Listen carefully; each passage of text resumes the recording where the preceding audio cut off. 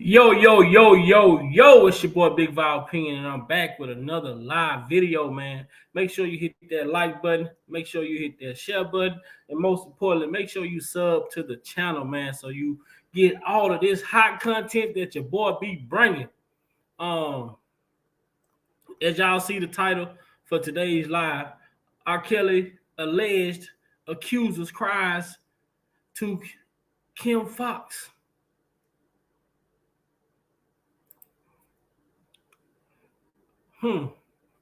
This seems like an illegal tactic.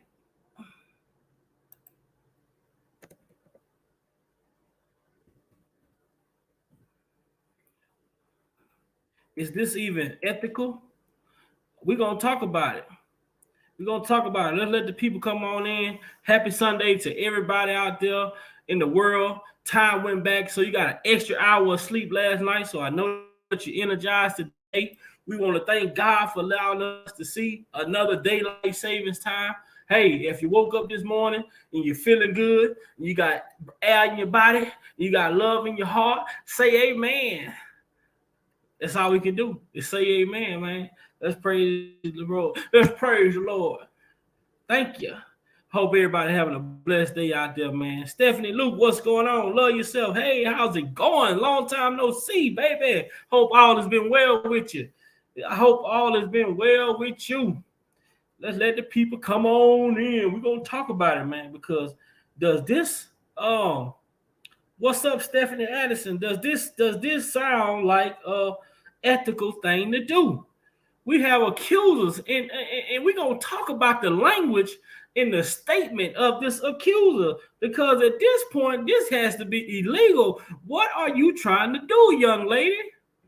What are you trying to do, young lady? Courtney Love, what's up, baby? What's up? What's up?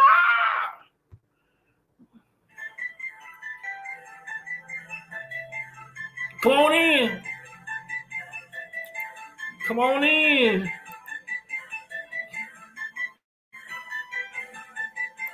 I put on for my people.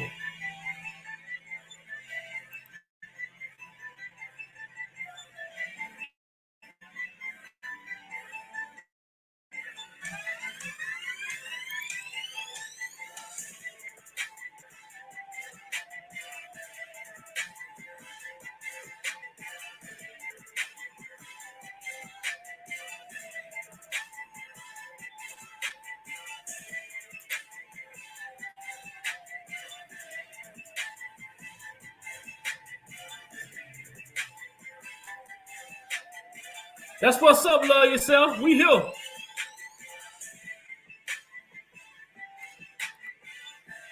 Big Teddy Bear. Oh, yeah. We here for it today. Make sure y'all hitting that like button on y'all way in. Guess what? I know I had y'all cracking up yesterday. I know I had y'all cracking up yesterday. I know I had y'all cracking up yesterday, didn't it? Y'all looking at them. Hey, Molly, I heard you hired 2 new security guards.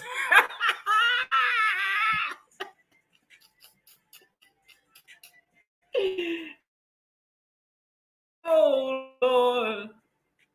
Hey, I know y'all was cracking up yesterday.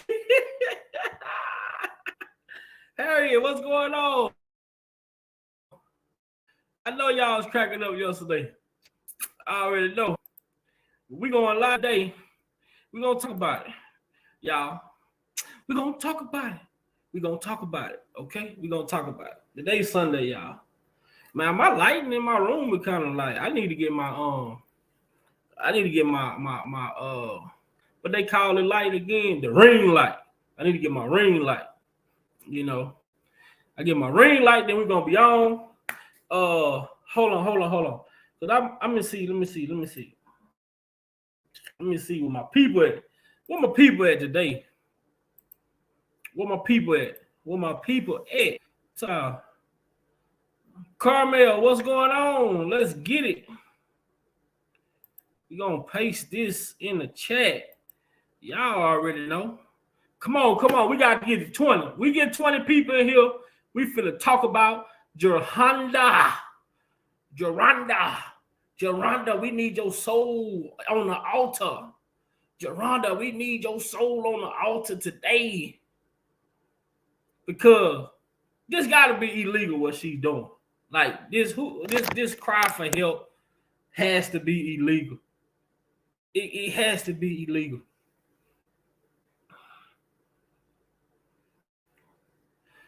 Call me because it was funny.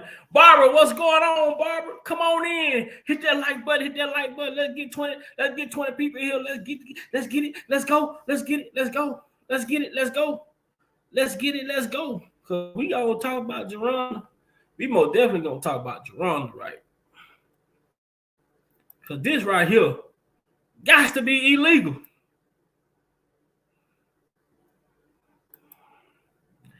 This got to be illegal.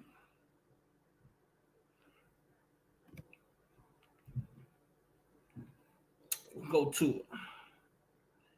Come on, man. I don't want to hold y'all up. People taking their time, getting up in here. You know what I'm saying? They in the bushes watching. Don't want to come in the chat. Don't want to come and hit the like button. Don't want to be acknowledged, man. Come out the bushes. Better come out them bushes before I set them on fire. I don't know how to get y'all out the bush. I bet I can knock y'all out the bushes. But that's what y'all want me to do. Y'all want me to knock y'all out the bushes. I know y'all want me to knock y'all out the bushes. I know. Miss Lady, tell you what's going on. Y'all want me to knock y'all out the bushes? Let me go ahead and shake these leaves, shake these trees, and get y'all out, man. Come on. 20 people, man. Hit that like button. Hit my like button. Hit my share button. Share me out. Share me out. You ain't doing nothing anyway. Well, yeah, sitting on the couch. Y'all remember that Everest commercial? Miss High Pink, what's going on? That Everest commercial. I know you thought about going back to school. You ain't doing nothing anyway. Sitting on the couch doing nothing. How about you go www.everest.com, sign up for school? Oh, there we go. We got 20. Let's get it going. Let's take Big Vi off of here. We got 20. So, Geronda decided that it was okay to send out a message, right? Geronda chose to cry out to State's Attorney. State's Attorney Kim Foxx. She chose to cry out to Kim Foxx. And this cry out, to me, seems to be somewhat of a signal, like a whistle, like she blowing a whistle for some type of sympathy from Kim Foxx to make sure that to assure Kim Foxx to do the right thing. This is no different than what we heard with Michael Avenatti. And it's quite a coincidence why she would say what she said. Of course, wasn't she once represented by Michael Avenatti? It makes sense to why she would come out and make such a bold statement as she made. And look at how she tried to pin in her statement. When you read it, she's trying to pin Kim Foxx against Ann Donnelly decision and what Ann Donnelly conducted, the work that Ann Donnelly conducted in New York. Because guess what? We're not simple-minded people over here. We all know how to read. We're not anti-Semitic. We know how to read. We understand. And guess what? We understand language. We understand the art of language. We understand what people are trying to say. So when I read her statement, the first thing came to me, why would you come out and try to pressure an attorney to do something if it's not the right thing to do? If it's not the right, if it's not in the evidence to try and charge R.kelly, you have to dismiss the case. If you don't have proof, you have to dismiss the case. But what does Geronda go on a limb and say? Let's read what this frog goes on a limb to say. When Kim Foxx announced the dismissal of the case against R. Kelly sometime next week, it will be hard for the survivors. First of all, who is surviving? Who is surviving? Hmm. Hmm. Who is surviving? So right there alone, what is she doing and what is she telling Kim Foxx? What is she implying to Kim Foxx in this message that she's putting out? She is asking for sympathy. Please, please, Kim Foxx, do not allow Robert Case to be dismissed. We need you. What the girl said on what did the lady say on Set It Off? I need that money. I need that money. What Stoney told her, you ain't do shit. Denzel Ray, what's up, Denzel? It's been a minute. So what she does, she cries out to Kim Foxx saying, when Kim Foxx announced the dismissal of the case against R. Kelly sometime next week. But what she goes on to say after that is that it will be hard for the survivors.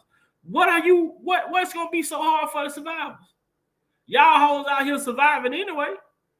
What's so hard for y'all? Why y'all ain't getting no residuals from surviving R. Kelly?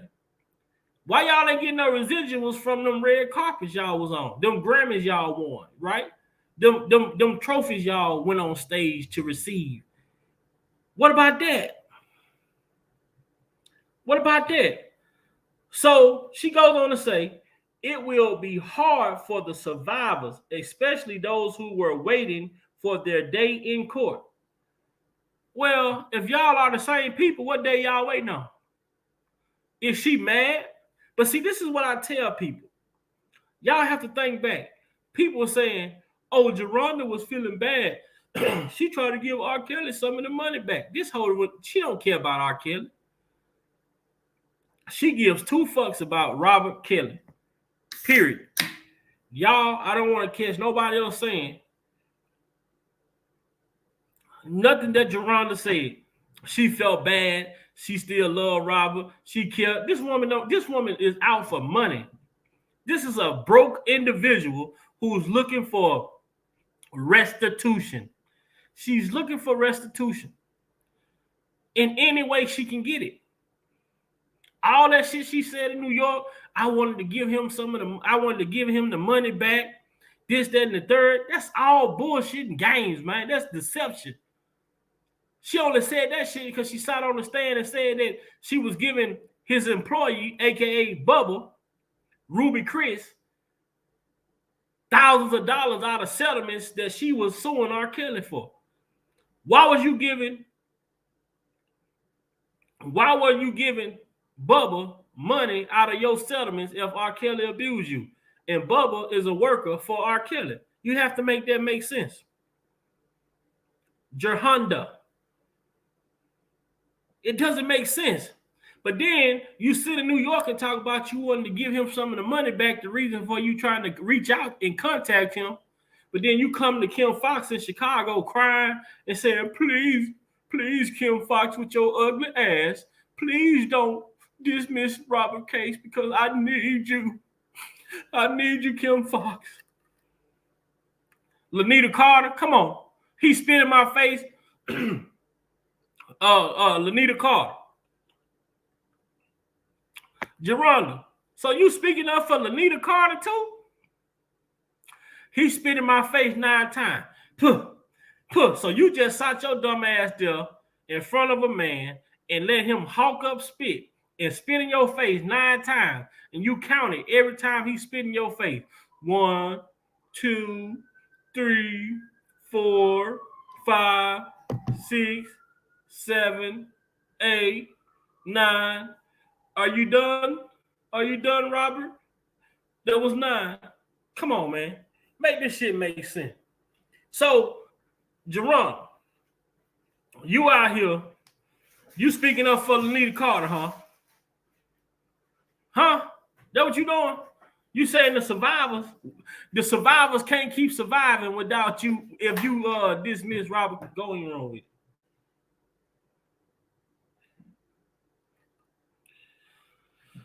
it. So you mean to tell me these survivors can't keep surviving if they dismiss Robert case?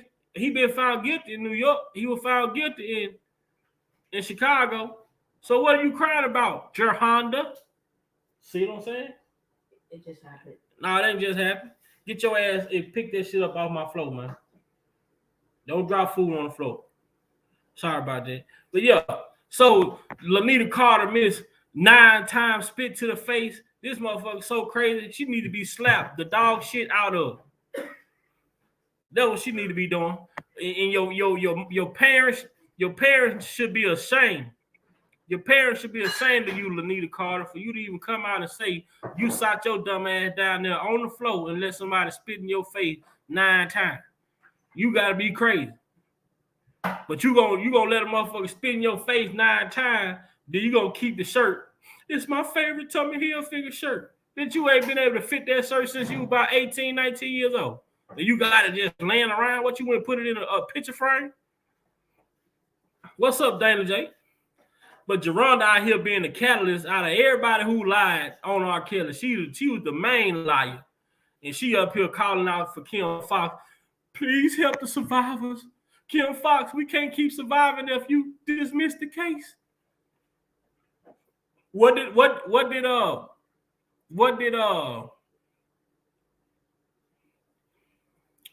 I'm trying to understand this.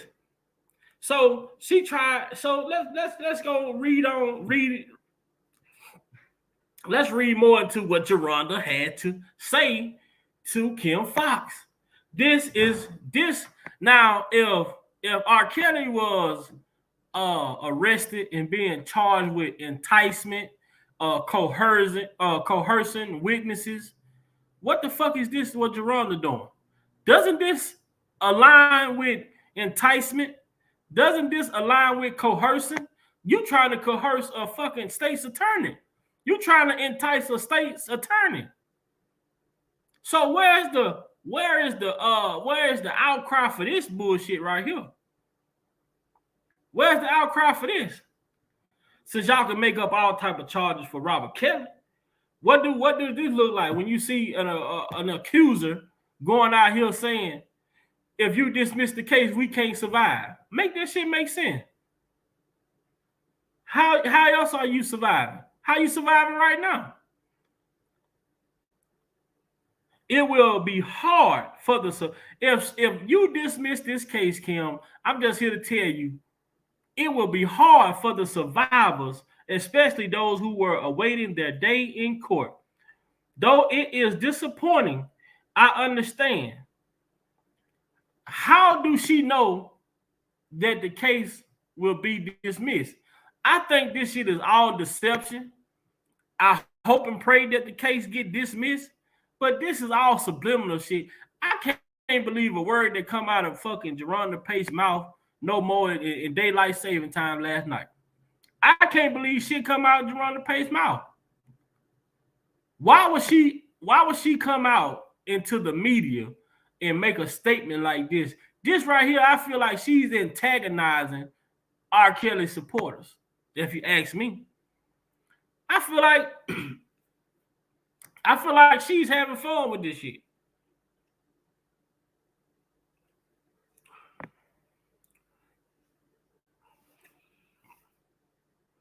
I feel like she's having fun with this shit.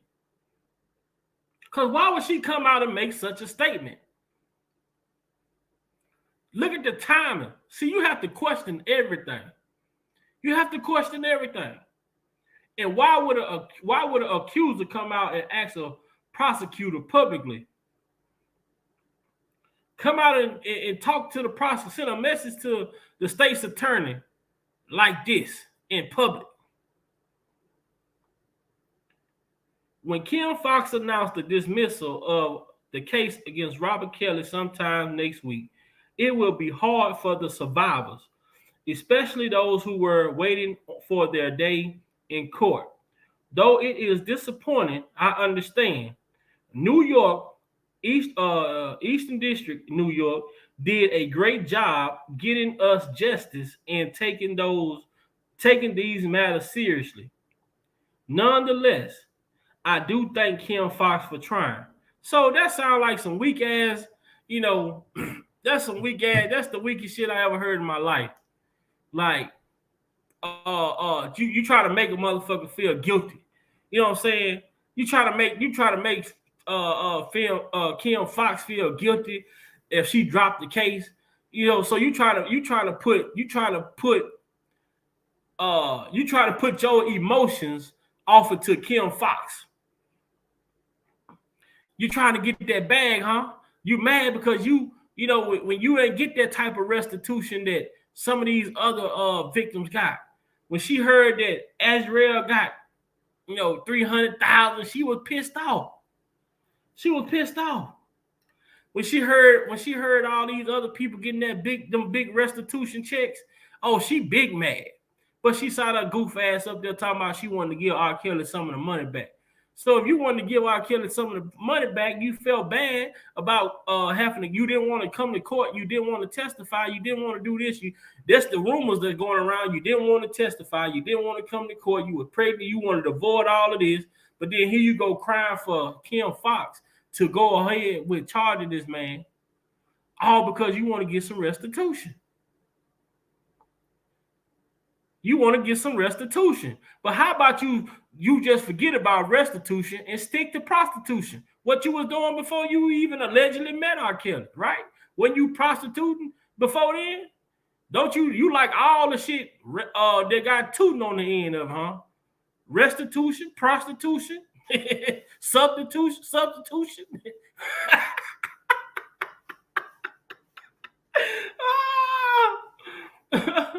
Anything that got a tuition on the end, she for it. Oh shit. Anything that got a tuition on the end, she for it. Restitution, prostitution, constitution, substitution. Oh, how's it going, Patricia? You know, this is what it's about. Bill Cunningham. You all on the Bill Cunningham show. Then you up here speaking out for Lanita Carter, talking about she was addicted to sucking dick. She just couldn't go a day without it. And she want to come and give a statement on record to a grand jury with dick out on her breath. It's just crazy, man. What's wrong with these? Man, where did these women come from? Like, these motherfuckers must have been living in 10 cities somewhere. I just don't understand. I really don't. I normally don't get off into stuff like that. But look here, man. Hold on, man. Hold on, man. Hold on. Y'all already know, man. Jerron the pay. Jerron.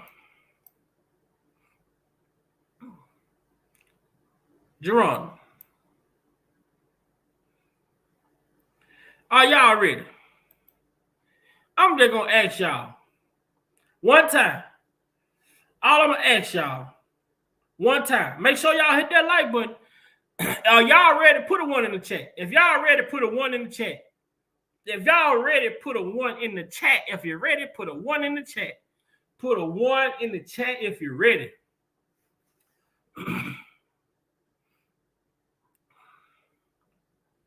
Yes, Lord. God bless you all, man. But these hoes, boy, these Jezebels, that's what these is.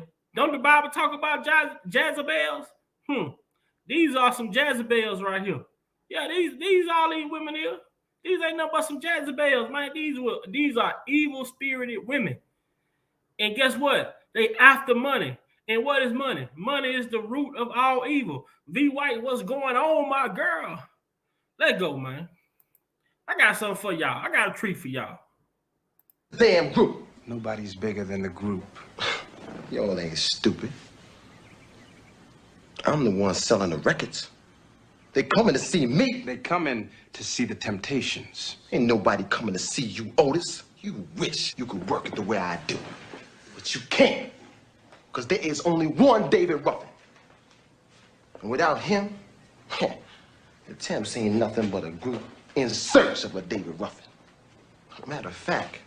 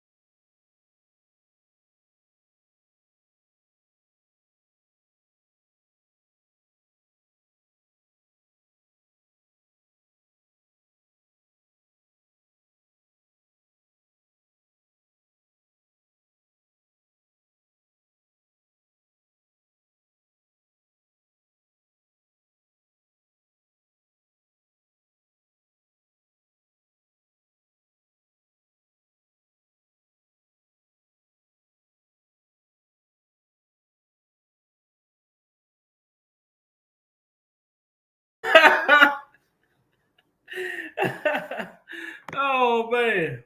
Hey, look you.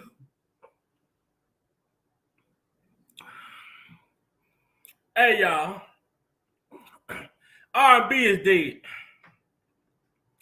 The R&B game is dead, man. The R&B king still lives on. What are these witnesses gonna do? What are these witnesses gonna do? These accusers out here crying out to prosecutors, help us. Sound like Molly, huh? Help me, please. Help me, please. Security. These accusers out here crying out to Kim Foxx for help. Please don't dismiss this case. Please don't dismiss this case. Why? I mean, I'm the type of person that just questions certain things. Why would she come out and make this statement?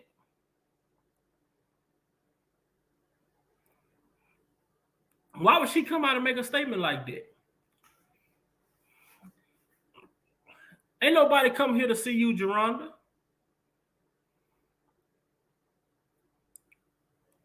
Ain't nobody looking for you, Lanita Carter. Who are the rest of the Chicago accusers?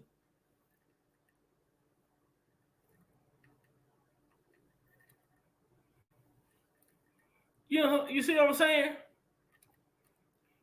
These people are out to rest. This shit at this point, all of this shit is about restitution, man. It's all about restitution at this point.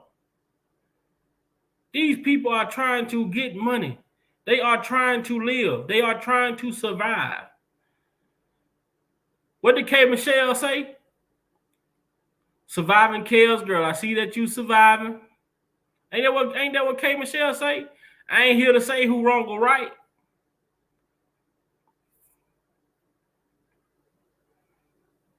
But for a person like Geronda Pace, who has never ever slept or dealt with R. Kelly, how can you be out here trying to pursue a man criminally, knowing that you have never ever dealt or slept with this man? When I tell y'all about these Jezebels, man, that is some of the most scariest shit ever.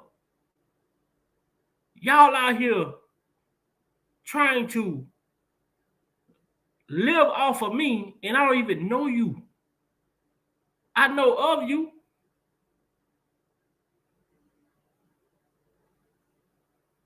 And then Lanita Carter, you grown. Come to find out,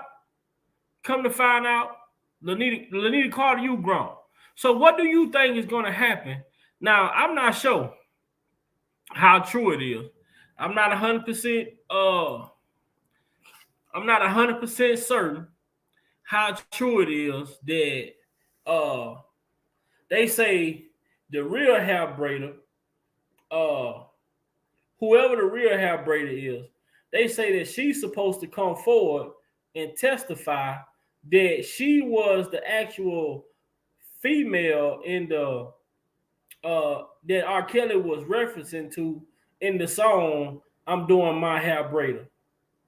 So what is Anita Carter gonna do then when the actual hair braider come forward? Do she think she's still gonna have a story when the actual hair braider come forward? What is she gonna say then? You decide here and let this man spit in your face 9 times for nothing. Whoever spit in your face. Sound like you was shooting a porno or something. I don't know. I mean, I ain't never seen that shit or never heard nobody say no shit like that in real life. Besides on, what the hell you let a man spit in your mouth or in your face 9 times, and then you sat your dumb ass there and let him do it. If you sat there and let him spit in your face 9 times, you ain't try to move, you ain't try to do nothing. But you thought about saving a goddamn t-shirt that supposedly had cement on it because it was your favorite Tommy Hilfiger shirt. What the fuck you got there from? The Goodwill? You must have got that Tommy Hilfiger shirt from the Goodwill. Oh, your grandma died and somebody in your family gave it to you? What was so sentimental about that shirt that you had to hold on to? You should have put the fucking shirt over your face. How about that? That would have been a good place for that shirt to be over your goddamn face. You sitting here letting somebody spit in your face 9 times. I mean, hey, sound like you liked it. Karma says his whole entire situation is low down trifling. Low down and trifling. Of course, I've never heard of such things happening to. I mean, what woman? I mean, what woman? What woman?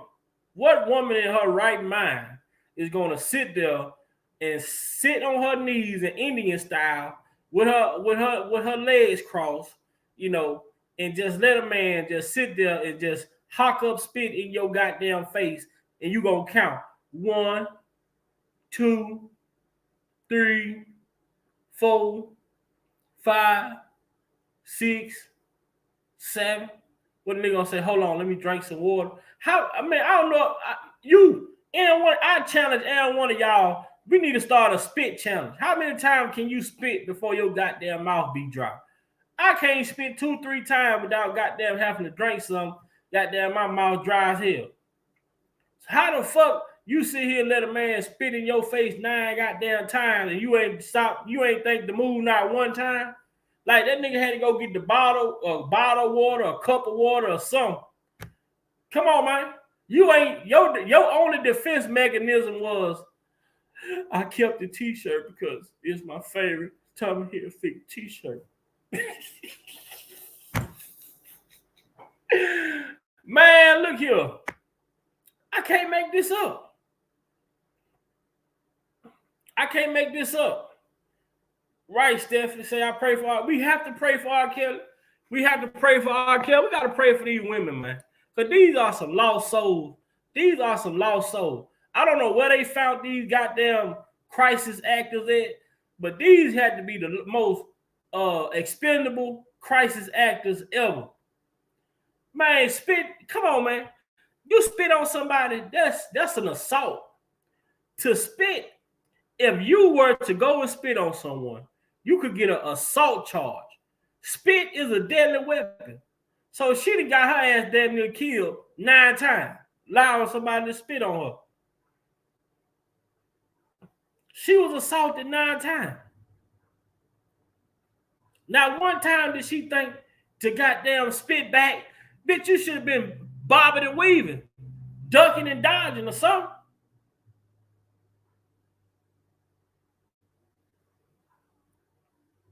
You should have been bobbing and weaving, like Ezel said on Friday. You should have been running.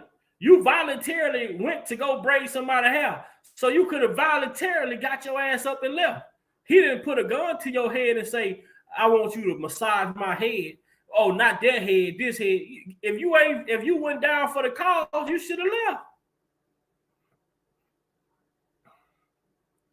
If the man say, I don't want you to massage my head, but I want you to massage my head, you had the option to leave. But you said on your poetry that you were so addicted to sucking dick, you just couldn't stop.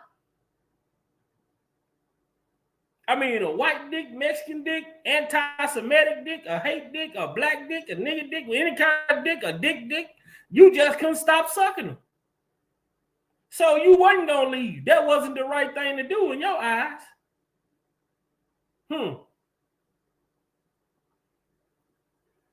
You should be ashamed of yourself, Lanita Carter. Then you done got this man for $750,000 and your ass broke riding the city train. You riding the L, as they call it in Chicago. You in Chicago riding the L, and you done got $750,000 out of man for lying on him. You are pitiful. You are pathetic. They shouldn't even give you no more money. They should give your ass Section 8. You the one need the Section 8. They don't need to give you another goddamn dime. Because if you couldn't manage $750,000, you don't need a dime in your goddamn name. If you were dumb then, you even dumber now. Carmel said she lying her ass off. Or she could have bit. I mean, she could have did anything to got up out of there, but she wanted to be there. Because she was just addicted. She couldn't stop sucking dicks in her sleep. when she wake up, it was all based on her giving head. She was a real definition of a headhunter. Every time she came around, men had to hold their pants. Because she trying to get it. She was out to hit it. She was going to hit it, hit it, hit it. Hit it, hit it, hit it. How you blow $750,000? The Lord give it, and the Lord takes it away. If you don't acquire that type of revenue righteously, then guess what's gonna happen? It's not gonna last. That's what these accusers are not understanding. The way y'all are going about coming into this money from this man, R.kelly, is not right. So what did that mean? If you didn't acquire this money righteously, it's not gonna last. You could damn near lose your life because you out in the public and they are documenting that you are getting $300K in restitution, $150K in restitution. You making yourself a target.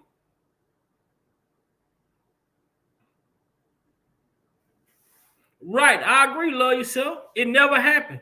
Someone else did it. V. White said she never wore her favorite shirt again. She just kept it in the closet. My point exactly.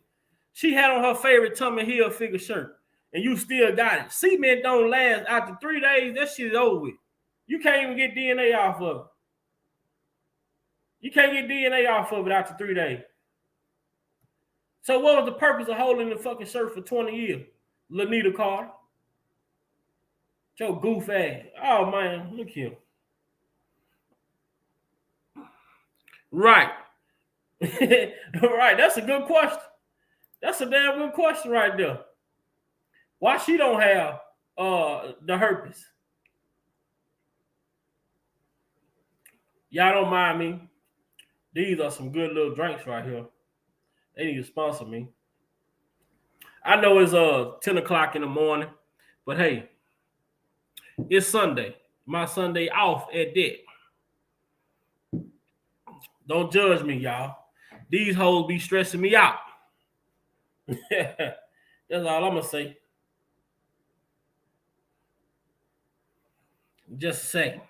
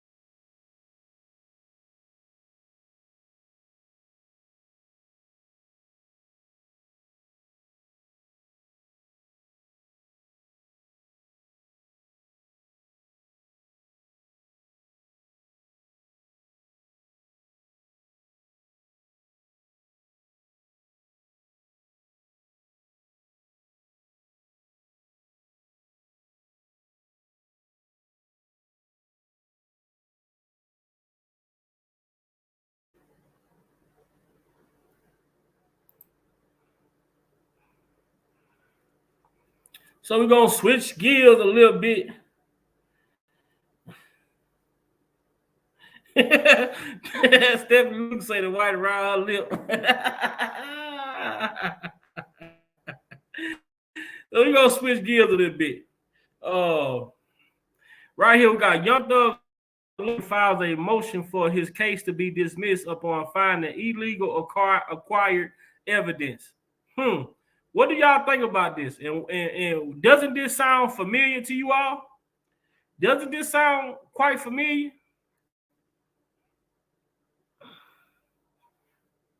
Doesn't this sound familiar? How are the feds moving sloppy like this? How are the feds out here moving? What's going on, Marcel? Welcome to the chat. Welcome to the chat. Doesn't this sound crazy? How are the feds out here moving sloppy like this? So the feds, when it picked up, they indicted Young Thug and the YSL members. So Young Thug's attorney filed a motion for his case to be dismissed upon illegal acquired evidence. Meaning what? Maybe the search warrant wasn't right, or something that they did wasn't in the line of duty. Sounds similar to what we talked about. We talked about, when they got R.kelly. Sound the same to R.kelly. How are the feds coming in and they moving sloppy? This is the second time we done heard about the feds coming in and moving sloppy.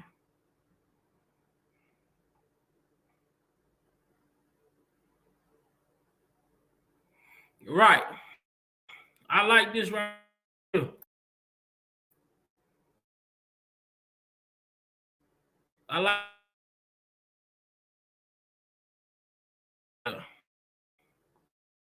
I agree. Ain't no way, I just don't feel like, just listening to all of the stuff that these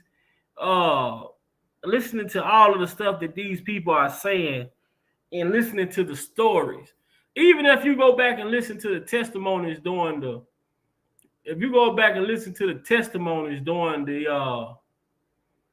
trial, none of these testimonies that we heard during the trial even sound crazy. None of the testimonies that we heard even sound like anything that Lanita Carter said. Nobody testified to anything like that. Nobody testified to any actions like that. Nobody said that they had been spit on.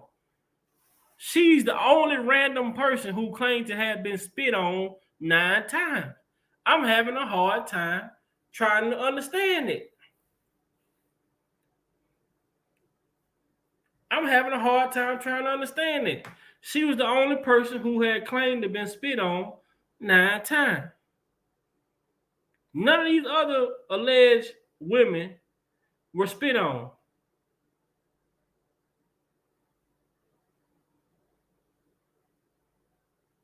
You get what I'm saying?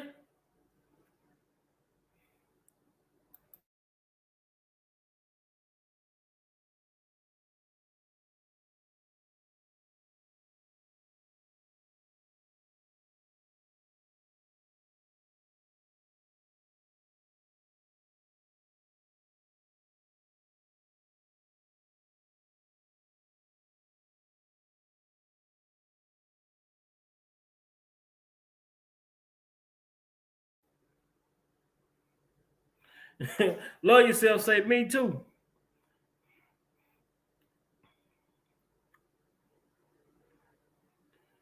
Shout out to all of y'all. I just want to say shout out to all of you all in the chat. Shout out to y'all, man. God bless y'all. I thank God for y'all. I thank God for you all having sanity, to the ladies and to the guys. I'll shout out to you all for having sanity, having the decency to look at a man as a human and not as a money pit.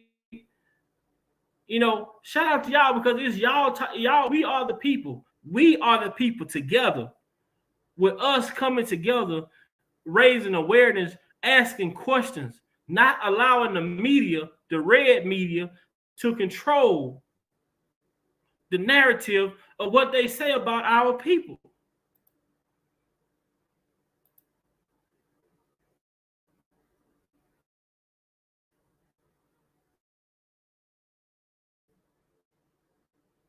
We Kanye West exposed to us.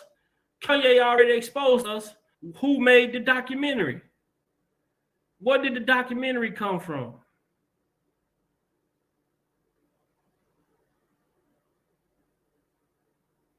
There's a whole world out there that's condemning you for what you said.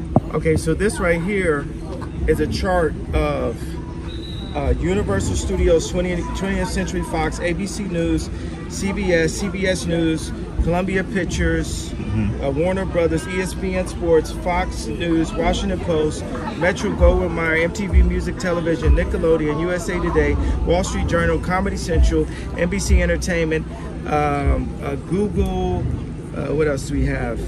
Disney, ABC Kids and Family, YouTube, Los Angeles Times, Discovery Network, Paramount Pictures, Facebook, Huffington Post, Yahoo, Marvel, Hulu, Cosmopolitan, Time, Touchstone, Associated Press, Pixar, Miramax, HBO, New York Post, LucasArts, MSNBC, DreamWorks Animation. Now the thing is, I skipped over maybe about 5 of them because it was just unclear on this list. The red are the executives that are Jewish at these companies.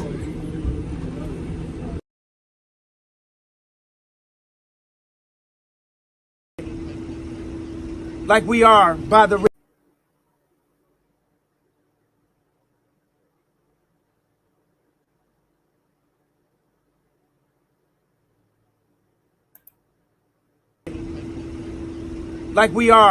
red media. That we're never in a situation where off of one tweet they could take the most influential black person in the world and run him to the ground. When you see a documentary surviving Bill Cosby, surviving R.Kelly, surviving anybody, the red media made the documentary. I've never seen a black media make a documentary on a Jewish person. Because they put you where you at now. Yeah. Well, God put me right here in front of you guys. CPS. At my daughter's game. Jamie Lee Curtis said, I hope they take his children away. They want to take my children away. Today I was just thinking, as I was looking at my account, as Cohen Resnick hid $40 million of bills from me for just a time like this. This is the first year where I managed to keep my account above 100 million until I got hit with $27 million of taxes last week. Then my payroll got cut by Adidas immediately, which was against the contract. And then I flew 2 members of Cohen Resnick in last night, and they exposed the extra 40 million that they have been hiding from me of bills. What I'm saying is I'm being honest to you guys. I've been humble, and I have no reason to lie. My family was taken away from me. My reputation has been smeared. So let's close with a prayer. Father God, thank you. Thank you for keeping me alive. Thank you for the voice. Thank you for the clarity. Thank you for the experience. And thank you for the love. Because even though the real hate is what's happening on the media, and the idea of DEF CON was to get protected for a time like this, let's lead with love. I have no association to any hate group. If any hate happens upon any Jewish person, it is not associated, because I am demanding that everyone walk in love. Even though there's been things that have happened wrong to me that made me want to speak up, that you guys saw in the past 2 weeks. You saw the power. You saw Ari Emanuel come out in public and ask, if that happened in public, what do you think happened in private? And what do you think happened in private to so many people for so many years? But what I'm telling everyone, no matter what background you are, no matter what socioeconomic class you are, walk with love right now. Do what God would want. What would Jesus do? Walk with love, spread happiness. I thought that I wasn't gonna be like MLK and stand there. There's times I felt very Malcolm X, but for some reason God has called me to love and to ask for love for everyone. It's time for us just to love, because love is the answer. It is the only way. Gandhi said, someone who was actually considered to be a racist, right? Gandhi said, an eye for an eye leaves the whole world blind. Jesus, Father God, spread the love, put the love in our hearts, and know that we are not each other's enemy, but we're all children of you. And you can bring this world to a peaceful place on earth as it is in heaven. In Jesus' name, amen.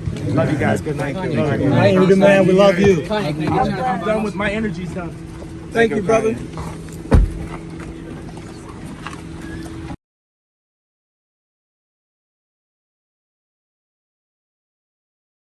Okay.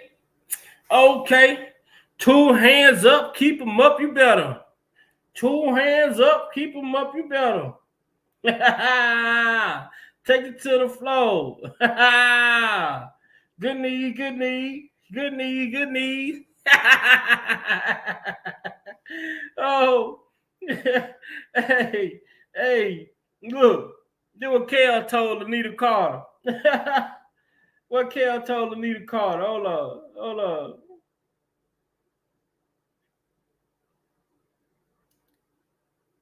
What Kel told Anita Carter.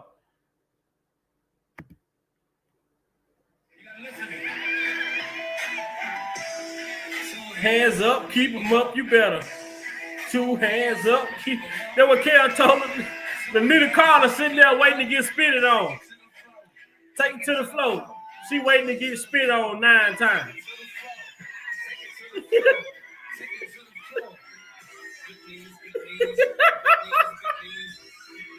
Anita Carter. Keep them up, you better. Lanita, keep your hands up, Lanita Carter. Lanita Carter, keep your hands up, you better. Now, spit, spit, spit, spit, spit, spit, spit, spit, spit, spit. Good spit, good spit, good spit, good spit.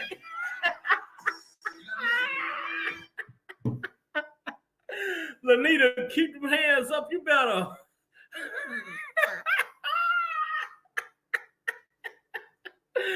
Lanita Carter, girl, you sound like a damn fool, man. Lanita Carter, you got them good knees.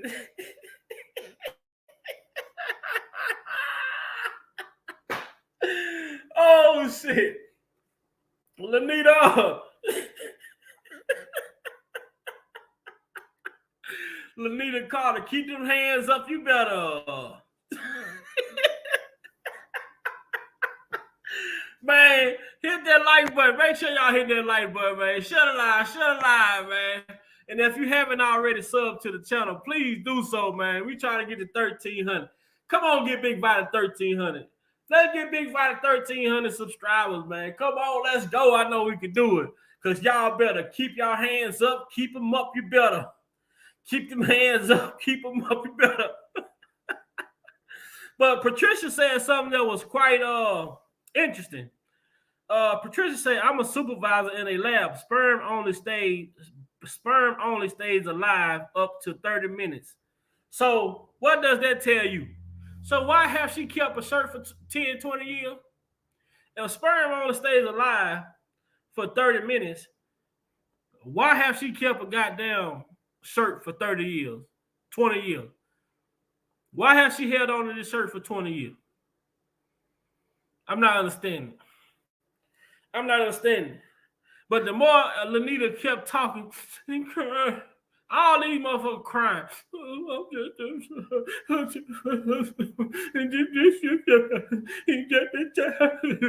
Bitch, shut up! I couldn't interview none of these motherfuckers, man. I've been smacking. Look, just be quiet. Don't say nothing else.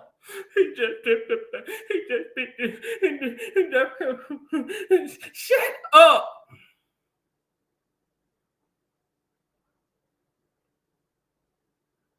Oh, y'all couldn't even hold your stupid ass hostage, man. All that fucking crying. I don't want to hear that. Shut up. Shut up.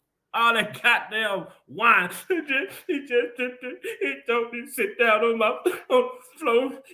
He asked me to massage his head, and I answered one head. He said, not this head, but my other head. And I just sat down and he told me to hold my face right here. And he just started to spit on me. And he spit 1, 2, 3, 4, 5, 6, 7, 8, 9 spits. It was 9 spits. He spits in my face 9 times.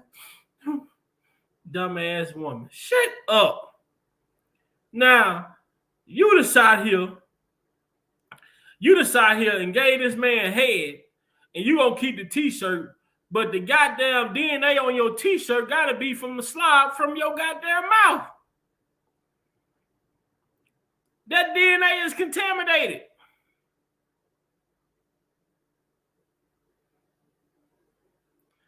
And at this point, they trying to make me feel like they just say R.Kelly will fuck anything. Look at Geronda. This motherfucker, only person I know, the purpose of wearing a lace front is to make your forehead not look so big. But she gonna get a whole lace front put on her head, and then she started the lace front in the middle, in the center of her head. All that goddamn forehead.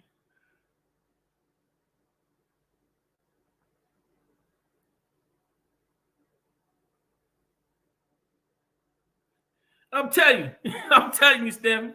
Now, you got Geronda around here. She wearing a lace front, but her lace front is so far back, her forehead look like she got a fucking recline on it. Then you got the alleged sisters out here. What's their name? Gemini done. Lisa and Cassandra out here. Lisa out here wearing a lace front. She got her lace front pulled down so far on her goddamn forehead, you can't even tell the difference from her eyebrows and the goddamn lace front. All that shit connected together. How are these people connected to R.Kelly, man? None of these people even look decent, man. Lisa sitting up here, fucking lace front. That bitch got her whole damn forehead covered up with the lace front. Come on, man. Rhonda Payne got her lace front on. She got the whole goddamn sand on the beach out. She got a whole goddamn ocean on top of her head. She started the lace front. She got sand. She got a little water. Then she got the ocean out there. I know R.Kelly in jail. I know he be waking up every day. When he said, now I know what he was talking about. I'm going to tell y'all, I'm finna reveal y'all something right now. I'm finna reveal a secret of R.Kelly's to y'all right now. I'm finna tell y'all what he was talking about when he said, standing here looking in the mirror, saying damn to myself, I never knew Lanita Carter. She was probably with somebody else. I never fucked Geronda. I never met her, no. She was with Bubba, though. And they was getting it on. Because when these liars fed up, they'll cry to Kim Foxx. Man, I'm telling y'all. Sharice, what's going on? When Kel said, I'm standing here looking in the mirror, he just was envisioning all these goddamn lying-ass people. He was just envisioning all these lying-ass people, man. I know he wake up every day in jail. Standing here looking in my cell. I should have chose somebody else. He talking about his wife now. And Drea, not to mention R.kelly out here teaching women how to be sluts. She has a madam service that comes with first-hand hog tying.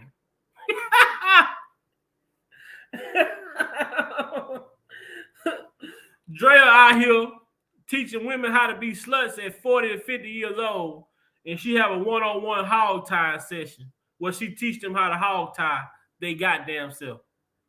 How about that?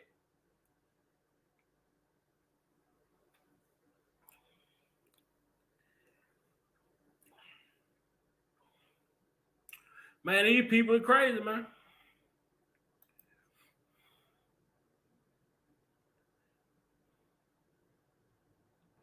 I can't wait till Kels get out. And I'm gonna tell y'all something that hurt me, man. I ain't gonna go up into that. I ain't gonna get off into that, man. I ain't gonna get off into that. I ain't gonna even get off into that, man. But man, to go back, I'm gonna tell y'all something. To go back and listen to some of the stuff that R.Kelly's siblings had to say about him. To go back and listen to some of the stuff that his siblings had to say about him. You know, I believe in forgiving. I believe in forgiving because God said that we should forgive. But what I don't believe in is forgetting. The Bible don't tell us to forget nothing. Yeah, we should forgive. We should forgive. We should forgive. We should forgive. But at the same time, it also asks us to do on to others as we would want done to us. Daphne, what's going on? Sharice, what's up? Gemini, what's up? It's easy to forgive, but it's harder to forget. Man, when I sit here and somehow I came across an interview of Killer Carey. And I always said, you know, I really don't like to get involved in the family dynamic because everybody got family, and with family, we know that family argue, family fight. We understand that. But one thing about family that I was raised upon, me and my family can fight amongst each other. We can fight in the house. We can fight at mama's house. We can fight at grandma's house. We can fight in the house.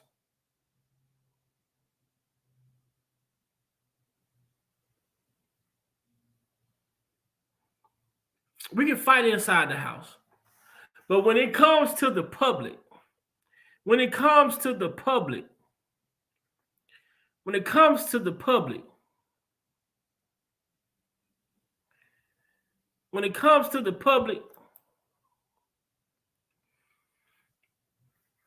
you never go against your family.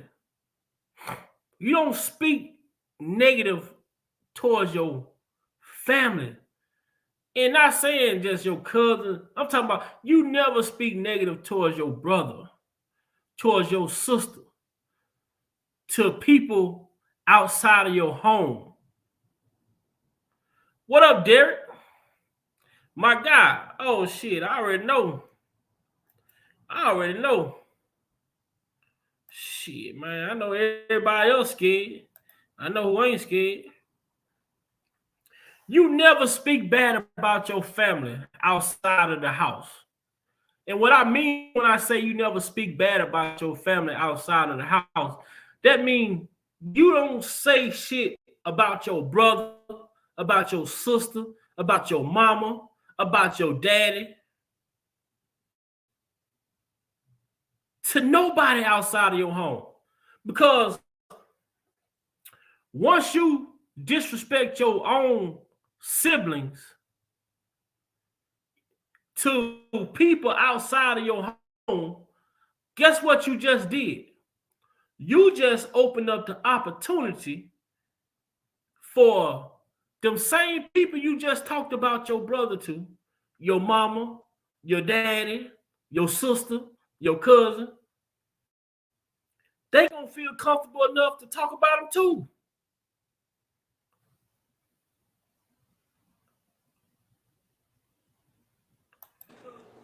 They gonna feel comfortable enough to talk about your brother. If you talking about your brother like a goddamn dog, guess what you gonna do? Make You finna everybody make believe it. comfortable Everybody gonna believe it, Big talking Five. What about up, you. man? What's up with it, Derek? Oh, nothing, man. Just cooling out See, on a Sunday, baby. that's it, man. That's all it is. Just And I'm cooling just out on a sitting here Sunday. going through stuff, man. Yeah, I've been trying to catch you, man, but my hour's been kind of shaky, man. But you on right now, so it's on right now. It's on right now, man. And It's a guess lot what? going. Why is it always something to unpack with this R.kelly shit, man? Why this bag always got more shit in it?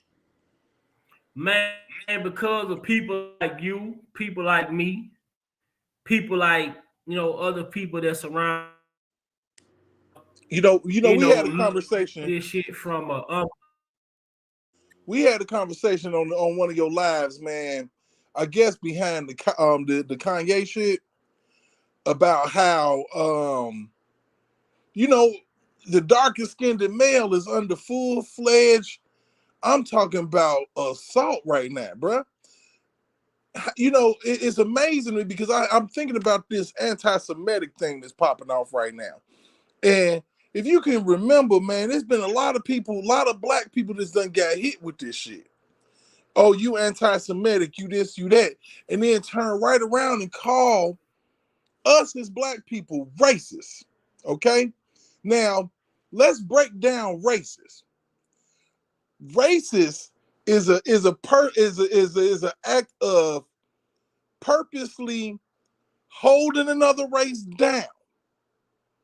That's what racism is.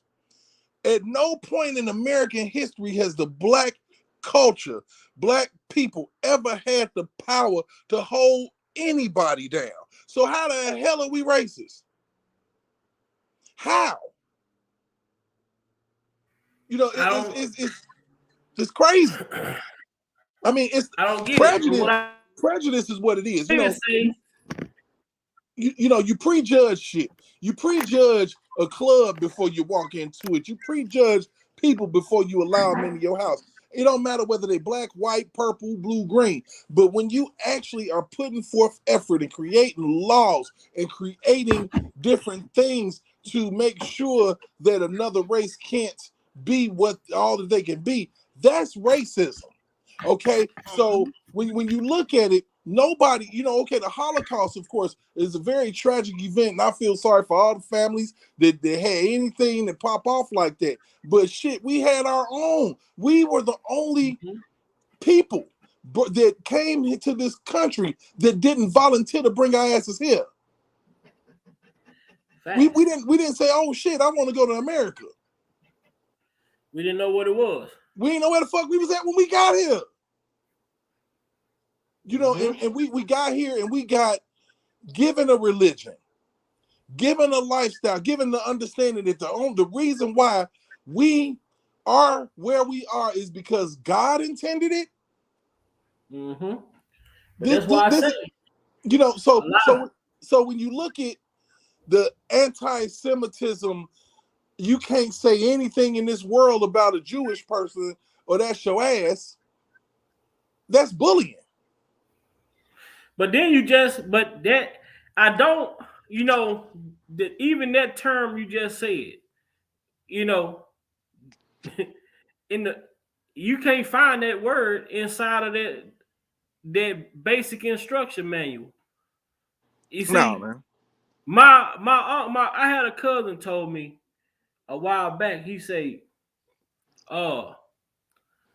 he asked me. He said, "Do you know what the word Holy Bible means?" I said, "No, shit." I said, "No, it mean Holy Bible." He said, "That's just an acronym." I said, "What?" He say, yeah.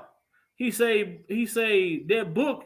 He say that that book is God's book, saying that he Holy Bible. He say the acronym Holy Bible is stands for He only left you basic instructions before leaving Earth. Yep. I said, what?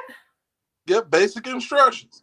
Now, when you think about it, a lot of laws have been based on religious beliefs and what's in the Bible. If you look at it, you know, certain shit is in your makeup and in your DNA where you feel wrong for doing it.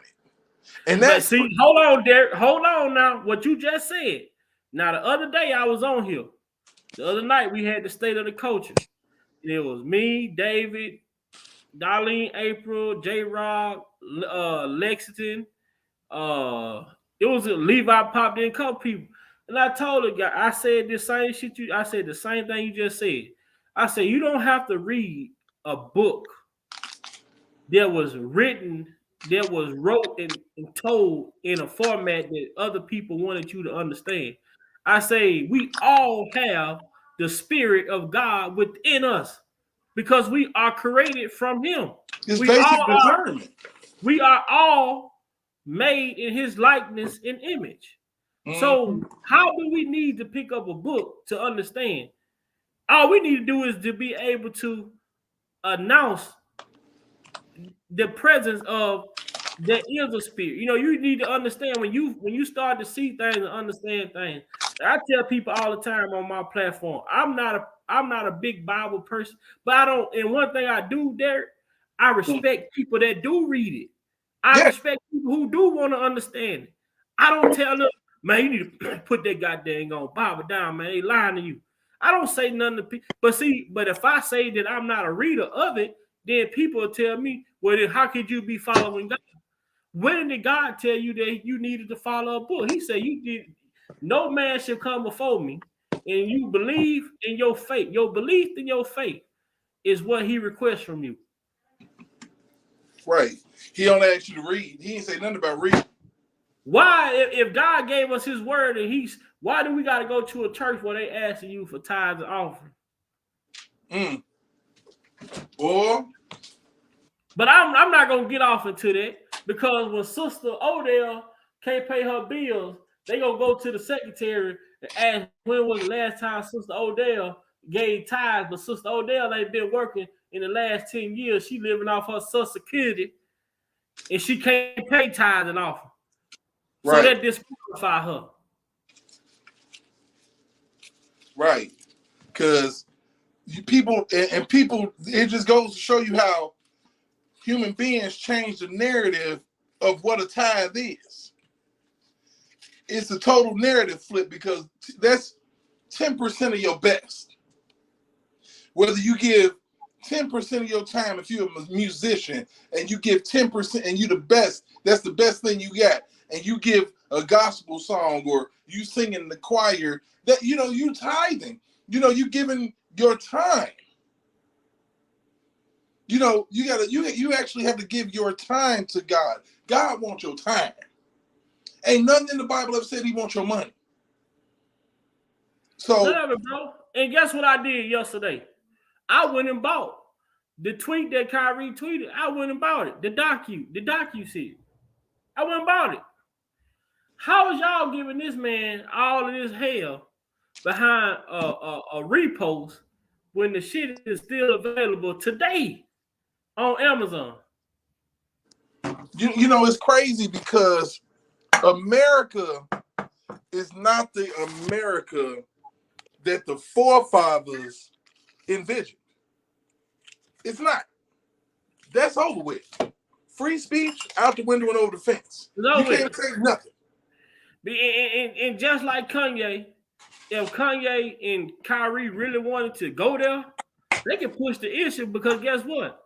Their rights to due process was violated. Right. How if Kyrie signed a contract, and when he signed that contract, the contract said what it said, and he agreed with that contract.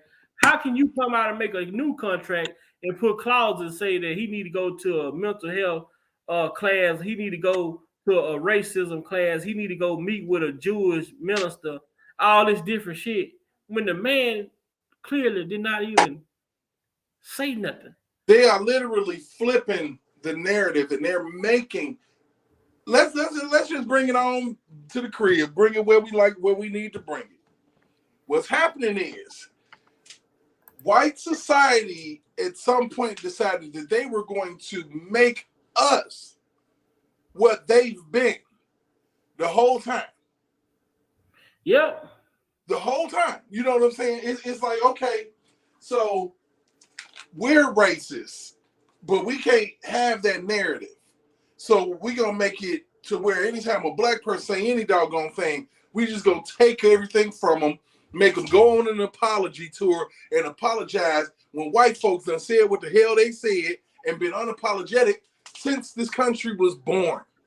And we have yet to get an apology for anything. Like Kyrie said in his press conference, you know, I feel sorry for the 6 million people who were lost, you know, tragic incident with the Holocaust. But why haven't we had anybody apologize for the 300 million of my ancestors that's buried on this soil in the United States? Or not to mention the other ones that was lost in the Atlantic seas that went overboard. But see, Kyrie dropped a lot of little nuggets. But see, that's the thing. And I'm going to tell you something that my grandma said to me. And I was saying this to my son, mama, earlier today.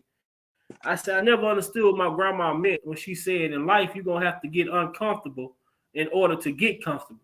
And right now, we are about to be in that uncomfortable stage. So for the people who are on the fence saying, I don't want to say nothing, I don't want to speak, I rather, you know, I don't want to stand behind this, I don't want to stand behind that. Believe it or not, it's going to come a time when you're going to have to make a goddamn choice. It's coming. You're going to have to stand for something or fall for anything. Yeah. It's coming. If we want to believe it or not, it's coming. It's here. God told us this. Everything that we are seeing and witnessing right now has been prophesied. Absolutely. War. Rumors of wars. You know, people being ostracized for no apparent reason at all.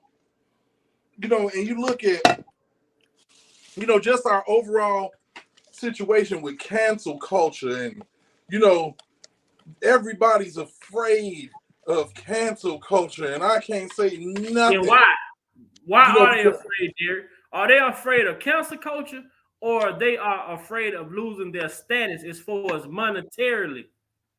It's all about livelihood. So see, in order to control a people, it's two things that you can fuck with: health and economics. But who has been? But if you look at it, the whole diversity of this shit, the narrative has been flipped. Our people, like Kanye said, our people are coming into money now. But you see how the world has slowly shifted? When the White House can push a button and say the American dollar no longer hold value. Now all these motherfuckers who got millions and billions, guess what they're gonna be? Broke motherfuckers. These people, they telling you the currency is gonna be. We already in debt with all these other countries. If you don't have credit in 2022, I give you the 2030. I bet if your motherfucking credit ain't what it's supposed to be or need to be, you won't be purchasing shit. Your money ain't gonna be worth a damn. Yeah, I mean, we chasing money, and these motherfuckers is building credit. They buying up the land. They control the direction of where in which we choose to go.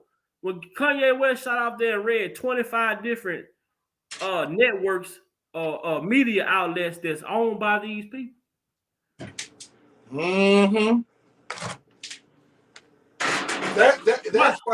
That's why he going through what he going through. That's it. And Ice Cube get mad because Kanye West mentioned him, but Kanye West just told the truth. You are just the face of the Big Three League. You have a partner, and your partner is a part of the red media. They don't want to hear that. Right. Man, we can't own nothing alone when it comes to a media or a network plan. Bill Cosby tried to buy NBC and they locked him the fuck up. Mm-hmm. Killed his son, allegedly. Yeah. Yeah, All because he tried to buy a network. them strange circumstances that we get checked out of here. You know, he got checked out of here. Kanye when he said a red doctor tried to diagnose me with schizophrenia and put me on medication, have me taking pills. He said, what if I would have took those pills? You know how easy it would have been for them to swap one pill out and you got Prince all over again. Mm-hmm.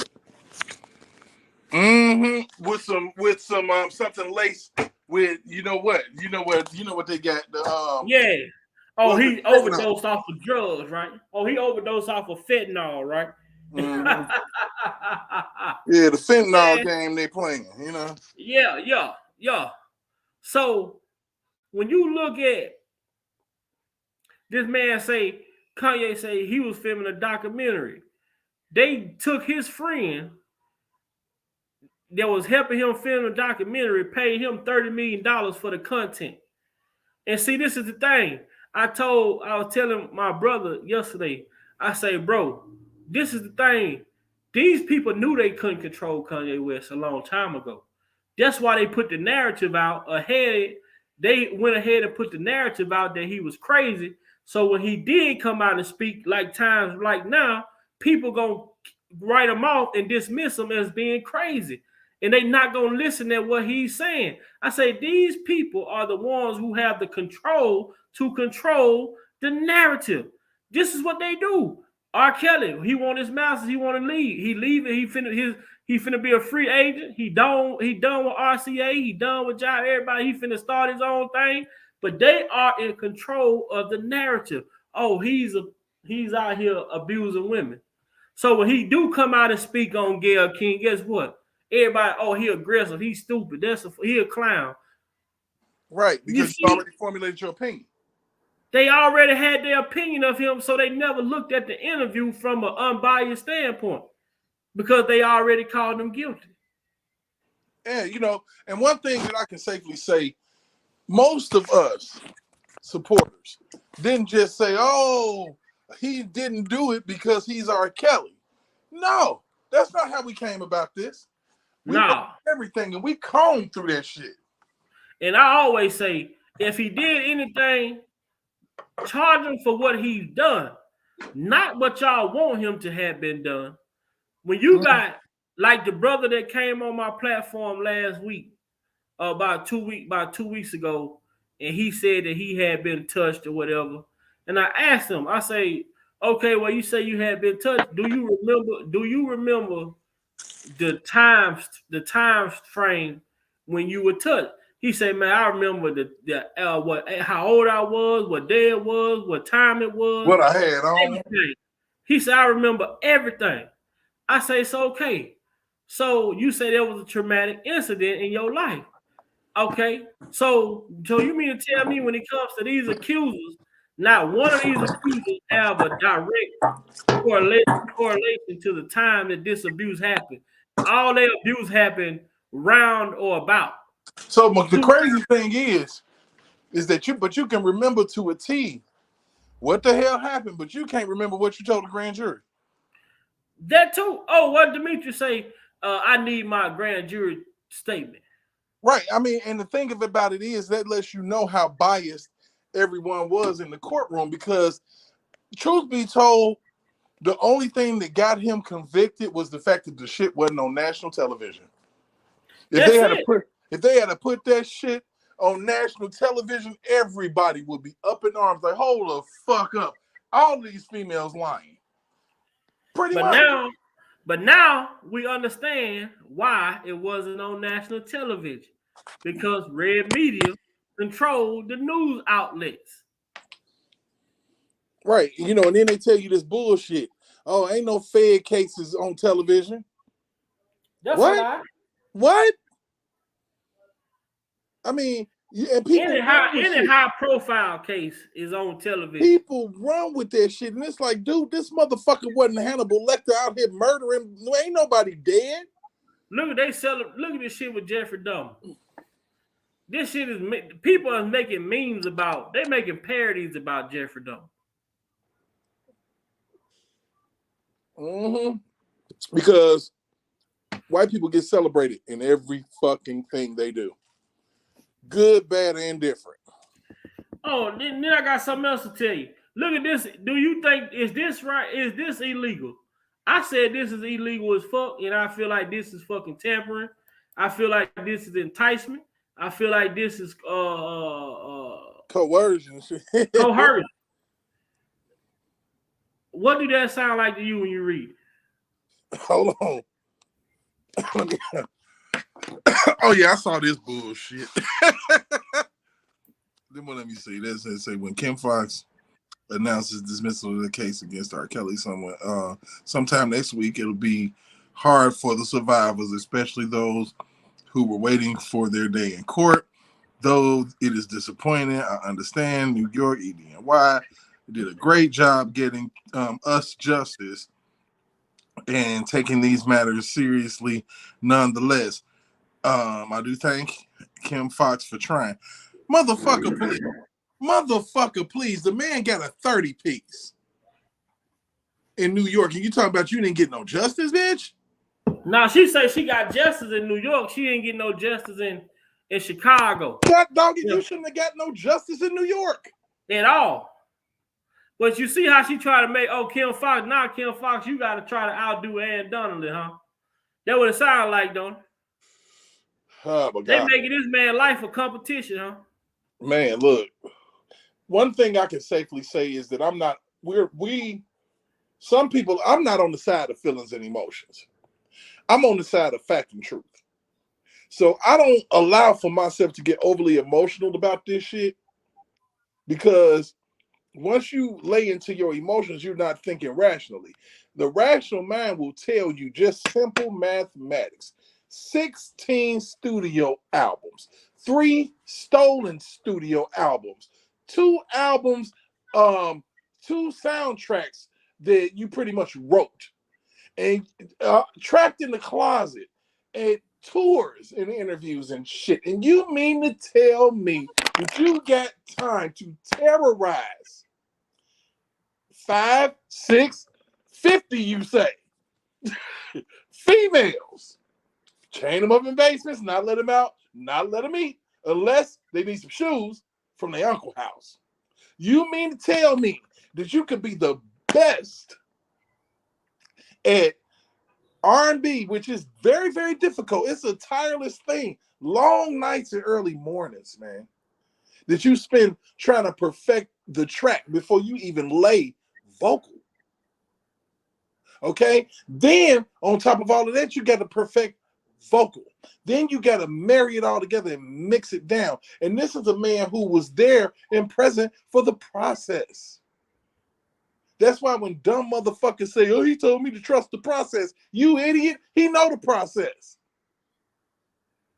Even with K. Michelle said that when he got her in the studio and they was working, he said she like shit. I couldn't even go shower for like 2-3 days. He said because the type of person that Robert is, when you get in your element, he wants you to stay locked in and record everything right then and there. Because if you leave and come back, you're gonna lose your mojo. You know what I'm saying? You got to work to get back where you was. That's gonna take more time. You're gonna lose your mojo. He's saving these motherfuckers money, actually, because if he was just out for the money, he can make you more. Every time y'all coming back, he charging the shit out of y'all. You know what I'm saying? And but he wants you to stay in here, lock in, and get this shit knocked out so he can move on to the next client. He's one of the first few artists off rip that didn't have to relocate once he got some money. All he needed was a studio, and they gave it to him. Because they knew what they was fucking with. 16 studio albums that made it. 2 of them stolen. Loveland and TP2, 12 play fourth quarter. Stolen. So that's 18 over a 30-year time span. And you mean to tell me a female can only come with one story a piece? All of it just sound like one day. But you claim she was with this man for years. But everything you saying is like one moment in time. You can't tell me what he did for your dumb ass when you had a cold. You can't tell me how he acted when he's sick, drunk, high, nothing. Man, I like Nothing about this man's personality can you speak on. But you can say, this happened to me, and I was in a relationship with this man for years, but you don't know shit about him. Peep game. They know nothing about him. right. But it goes back to what we were just talking about. Who control the narrative? Who put the narrative out there? Once the narrative get out there, now you no longer just fighting against these people who are accusing you. You also fighting against this fucking narrative that someone has planted out there. And just like the whole little ordeal with the Aaliyah situation. Now you hear Demetrius Smith go on at least 10 different platforms telling people that Robert had nothing to do with him bribing an official.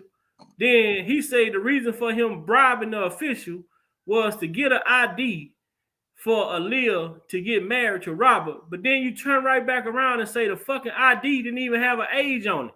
What was the fucking point? See, that what it is that's what it that bias level of it don't have to make sense. Now, in order to do that, you got to realize something. Society looks at us as not just regular in whatever we do. Super. If you can think back to the early 90s when Hillary fucking Clinton got a goofy ass on television and called all black young men at the time super predators. So when you get to calling a man a predator, super predator, that's what Hillary Clinton called us. And it wasn't about no molestation or nothing, but that narrative had been looming in the air for years. Super predator. So when you say predator and you see a black face, super, because you look at us and we the best at every fucking thing. So why wouldn't he be the best at that? Super. So super that Tupac, a thug, quote unquote, had a female immediately go tell on his ass. But you got a love balladeering singing nigga that everybody's scared of? Right. What? Hey, go back to the situation with Tupac though, dear. The woman, these motherfuckers bring a chick to Tupac in the club. She pulled this man's out in the middle of the club in front of everybody and go to town. Then 2 days later, she a victim. Yeah, because you can spin that. You can spin that, dog. Look, and I'm on a Sunday, but we're gonna try to keep it commercial. Female could be on top of you, and you like, hey, I'm about to climax. She keep the fuck going. Month later, you got me pregnant. Nigga, how? You got you pregnant. But that's how easily a woman can become victim. You know, it's crazy because we still using the damsel in distress moniker, but everybody wants to be independent. If you are independent, you aren't in distress. And if you are in distress, you can get yourself out of the situation. You're not a victim. A victim can only be a victim once. You can't be a victim for years. Or you sit there and say you sat there in Indian style doing the good, or now you sat there, 2 hands up, keep them up, you better. 2 hands up, keep them up, you better. Lanita Carter, you sat there and let a man allegedly spit on you 9 times. You counted every spit 9 times. You know, it's 9 amazing. It's amazing though that this man get stories of couldn't keep an erection, but yet he's hypersexual. But you know, but the society though, man, the biggest reality in society that our people gonna have to face is that it ain't even these other people, other demographic of people who's tearing us down. It's our own people. Yep. Hey, Lisa McCrae, you're absolutely right. I watched something on YouTube recently about cancel culture. In different forms, and just different people's opinions. Sometimes women can explain things best when it comes to stuff like this. And the thing about it is that it should be illegal to come back years later and sue somebody knowing at the end of this, there is an end game. People always ask, well, what's the end game here? Restitution. That's it. What did they ask? Why would a person wait 20 years to come and say somebody did something to them? Restitution. That's it. Point blank, period.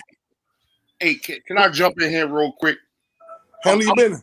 I'm going to touch on 5 points, and I'm going to dash, because I'm going to leave everybody with something to think about. First of all, you mentioned something about the dark-skinned man. You touched on something about Kanye, and you touched on something about the Bible. So the dark-skinned man thing, I guess to a degree they are under attack. Somebody mentioned Bill Cosby before on one of your platforms, Big Va, as in regards to his allegations like the same ones that allegedly go against R.Kelly. But let me hit y'all to something that a lot of us didn't forgot. You do remember, not only was Bill trying to buy CBS, but Bill Cosby lost a son that went under the radar and unsolved. We just said that. We just talked about that.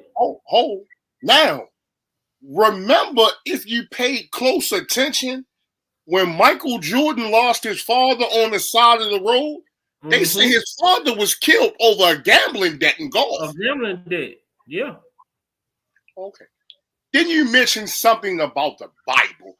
It's ironic you brought that up because last night, and I brought the topic up because they wanted to talk about Islam, and I explained to them that the Nation of Islam and Islamic religion are not the same.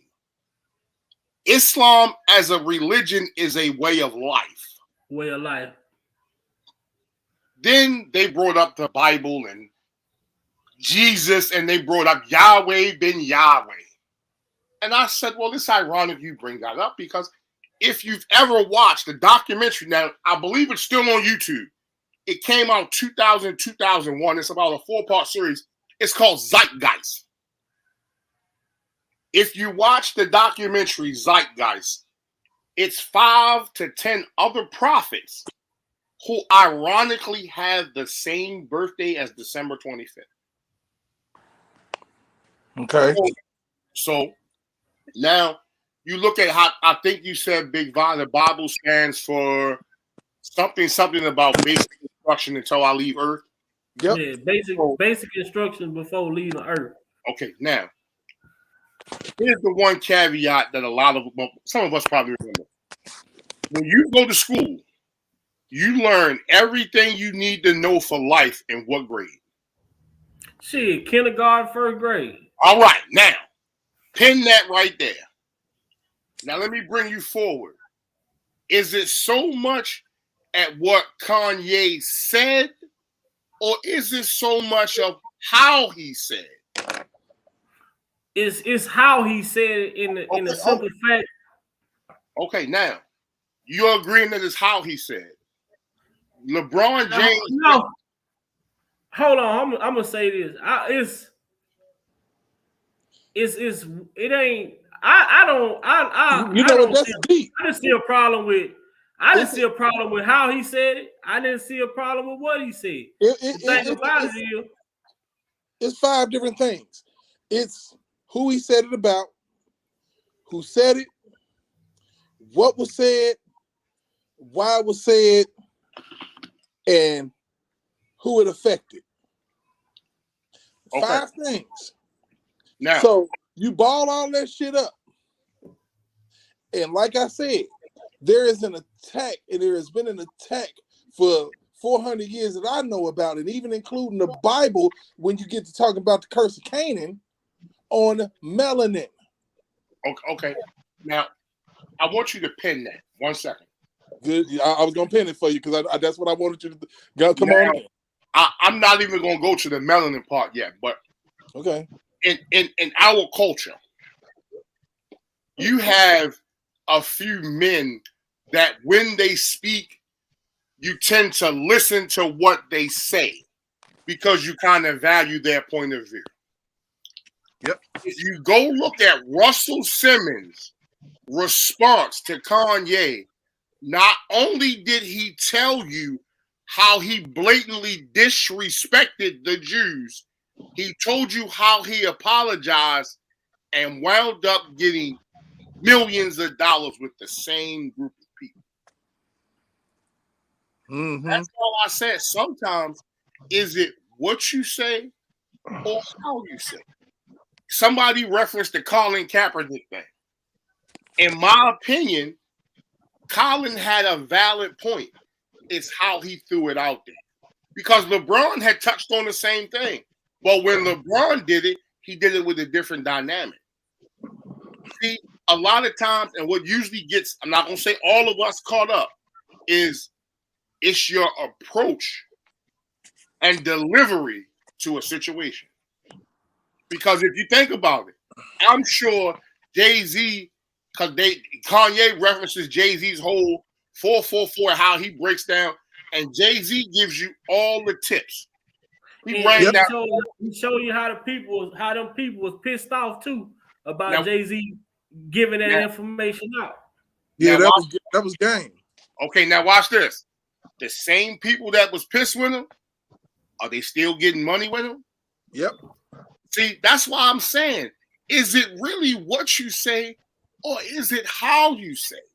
But is there honestly, I'm gonna just say it like this. Ain't no fucking right or wrong way to speak the truth. The truth is the truth. NDRE said it in the song. Ain't no substitute for the truth. Either ain't it no is or it isn't. for that shit. Either it is or it ain't. Now, the thing about it is, if you look at all of this shit, you look at people that's done got hit because they said something about the Holocaust and all of that. Now, trust me, we know about the Holocaust. I'm sure that you, Big Vi, and my mans have all had to read the Diary of Anne Frank.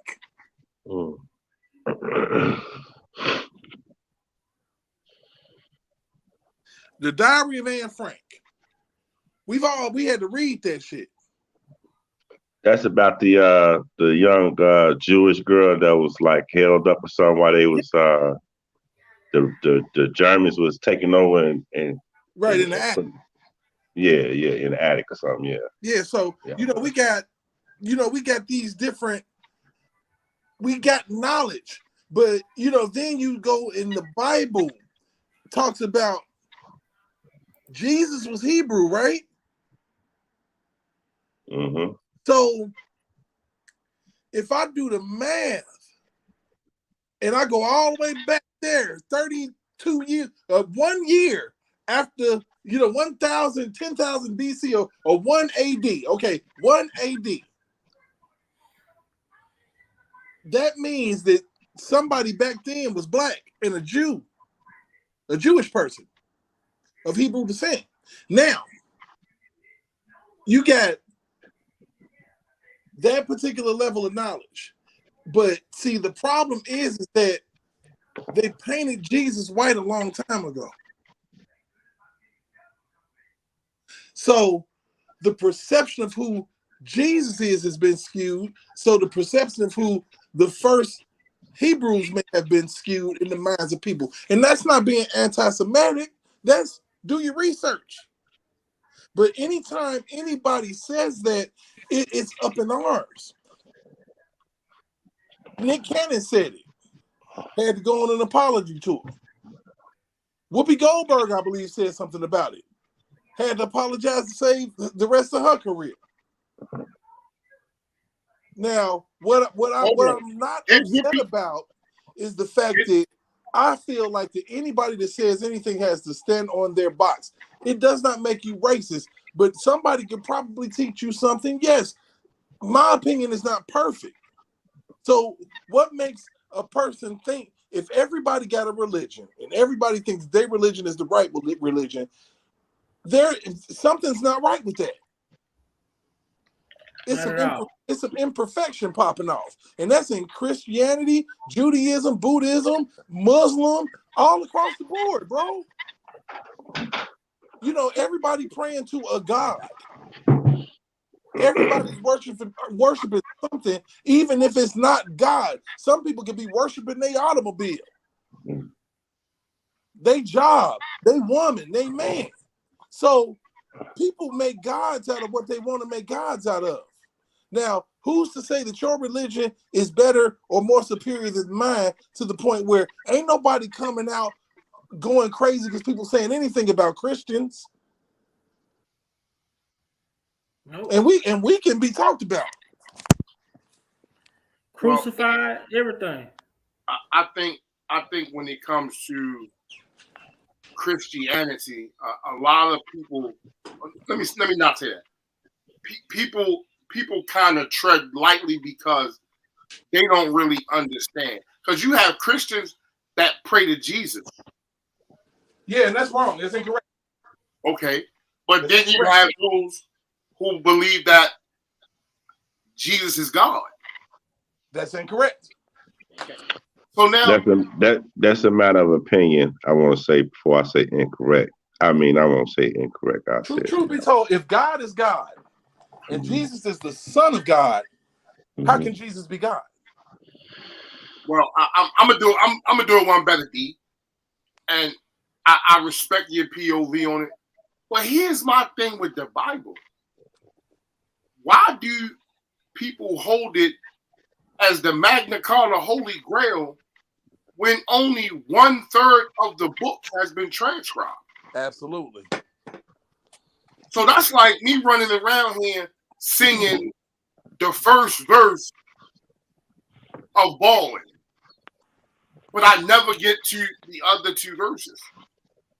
So okay, people are speaking on a book that's incomplete. And I'm gonna piggyback off of that, right?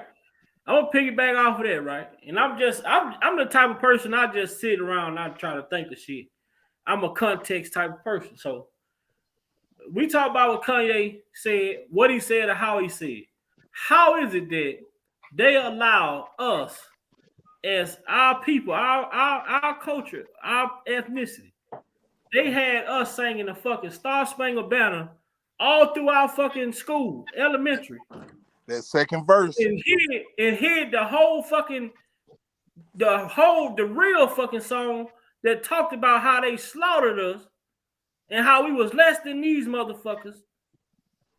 And wasn't no refuge for us. It wasn't no refuge for us. And they still play it before the fucking basketball games, the NFL games, all of this.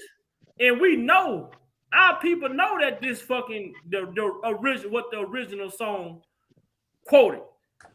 Well, now, but no apology for that. Well, I need you to do two things for me on that. Ironically, I don't remember, and I don't even. I've never sung the Star Spangled Banner when I got older. His name is Francis Scott Keys. All you gotta do is Google the hidden, the missing verse. Well, Big Von, I'm gonna do you one better. It was written in Maryland. It was written here in Baltimore. Absolutely. I can go right to the exact spot. They have a Francis Scott Key memorial. The actual original version is there. Oh yeah, go get it and make sure you take a picture of that motherfucker. It blow your mind, bro. But what I'm saying to you is, now, if that's what you want to say, right, as the narrative, then I'm going to give you, and I can't say a biased opinion because I know how Southerners, as Maryland being the last Southern state from the North, the first Southern state going down, I'm almost willing to bet that it makes African Americans look like AHs for even parting the words or putting your hand across your heart about that song. Yep. You know what? And what's crazy A is, matter of opinion, I gotta say that's the prevailing opinion of Black people in America, but that's not all of our opinions. right. You know, but It's you know what? it's a lot of Black people aware of our history in America and opposition that we face, and they are still proud Americans. Okay, D, now, I want you to walk me through a little more, because I'm not saying that they're not proud Americans, but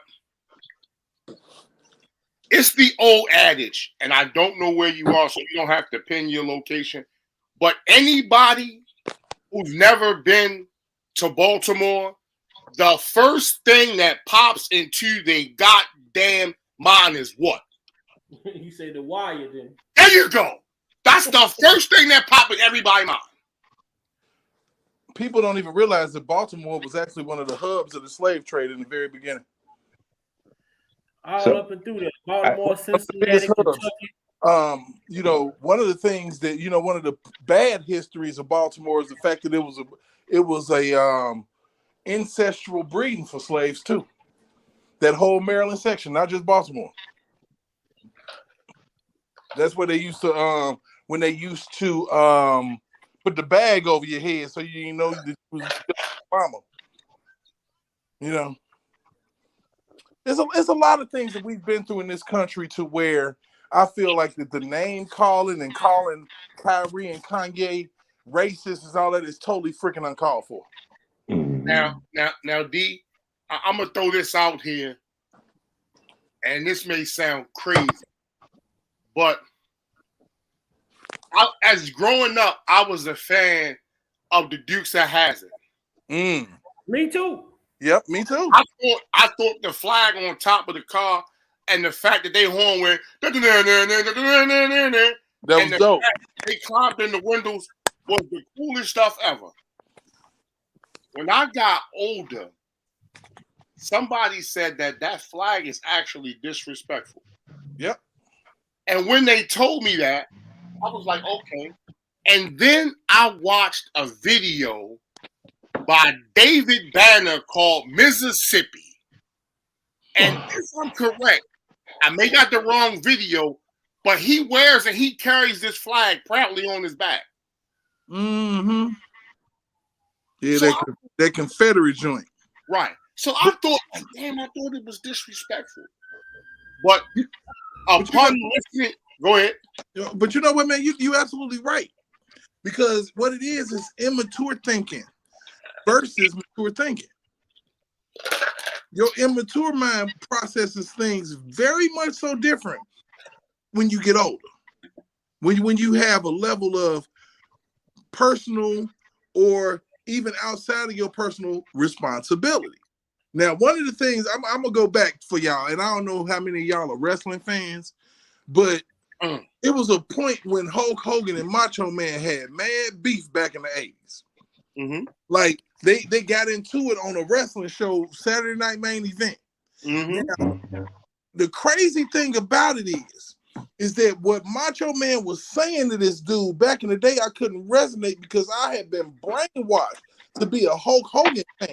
But anytime you carry my woman, you take my woman, you carry her to the back, you hovered all over her, and you leave me out here high and dry, I got a problem with you.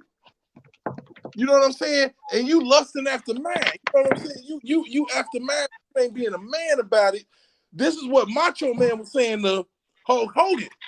But everybody was on this man's side just based off of confirmation bias.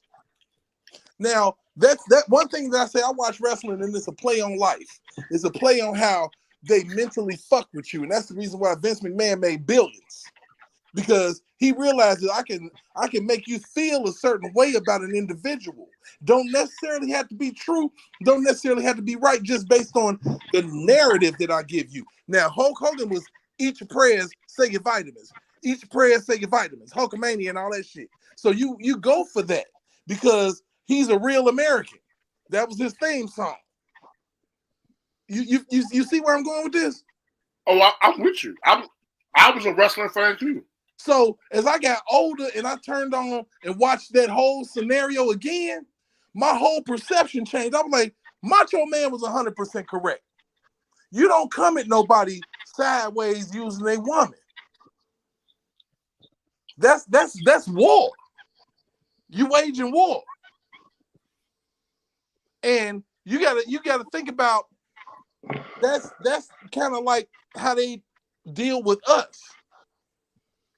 In order to control a race, you gotta go after the woman. In order, the woman is the nurturer and the teacher of the children, and they teach you what to do, what not to do.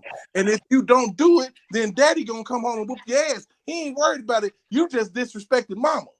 So I'm coming to handle that. See, people have got to understand that when, that's one of the reasons why it was so easy for them to do a surviving R.kelly. Because all you got to do is attack a woman's stability, security, freedom, all that shit, and she gone. She don't give a damn about you. Now, I want you to pin that because my other thought just popped in my head. Go ahead, baby. Vi, you said something about it's amazing how the gentleman who spoke on your panel, and I forgot his name because he spoke on somebody else's panel, and the same topic was the R. Kelly thing. It didn't come out until he was on your panel where he talked about being touched. Here's the difference. I need everybody to carefully listen to what I'm saying because this is coming from a clinical standpoint. People who have been through traumatic episodes omit and retain certain things to make the trauma become comfortable. Mm-hmm. So when you were saying that this person couldn't remember no date and time and all that, they could have literally omitted it because it makes the trauma comfortable. It probably sounds crazy as hell to you, but in life, like when you were saying, it's easy to forgive, but hard to forget. So if I omit a certain part of a trauma situation, it comes kind of easier for me to forget it in the sense of blocking it out and putting it to the back of my mind. I guess in some situations you can say that I probably will put that on the lower number. But most people, they remember trauma. They like I got shot.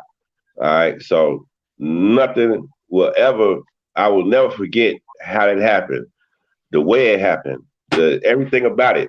You know what I'm saying? And that's just like,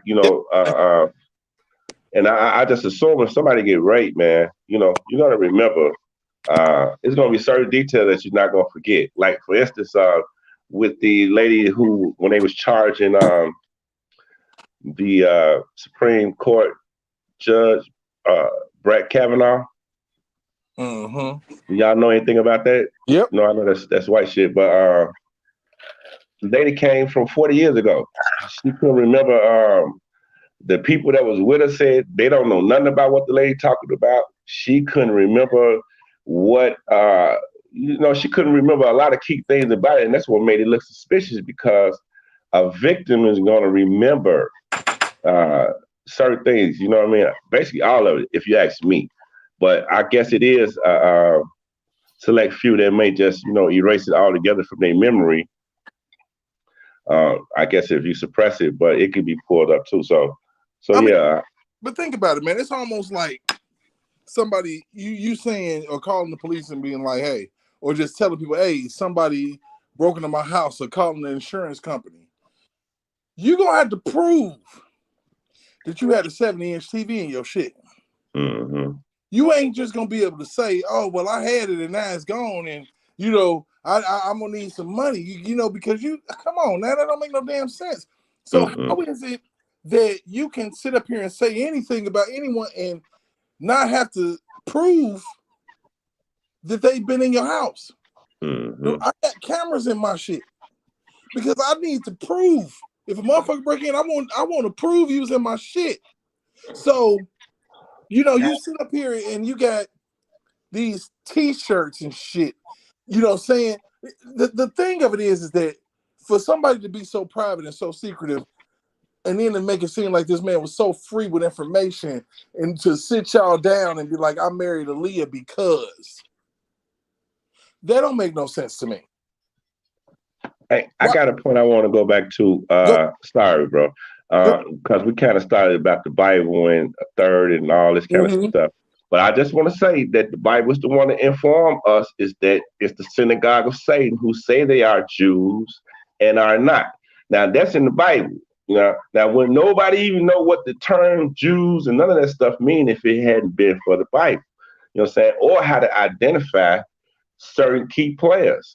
You know what I mean? So that's amazing to me that the Bible constantly proves itself over and over. And a couple of days ago, we was talking about the books that's missing out the Bible, but they're not missing from history. You can go online, read all them books.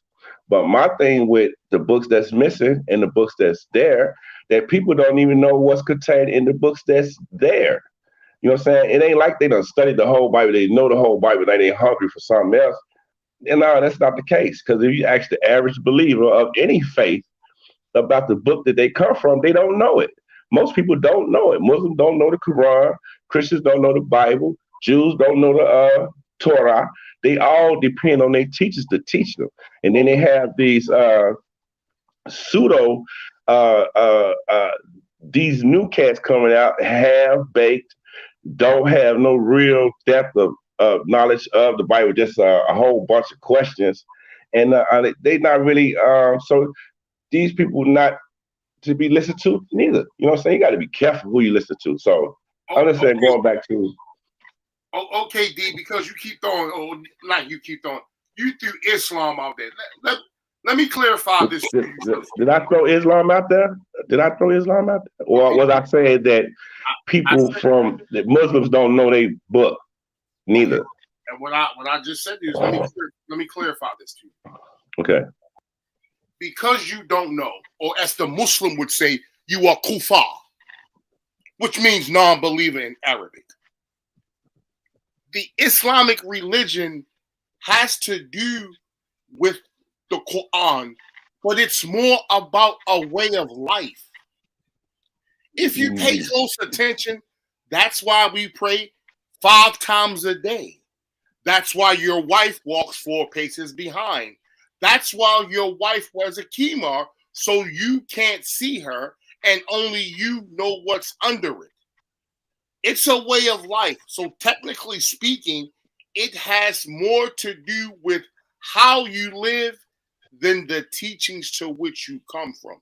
First and foremost. Wait. No, I just totally disagree with that statement. And you make that statement because you obviously don't know the Bible.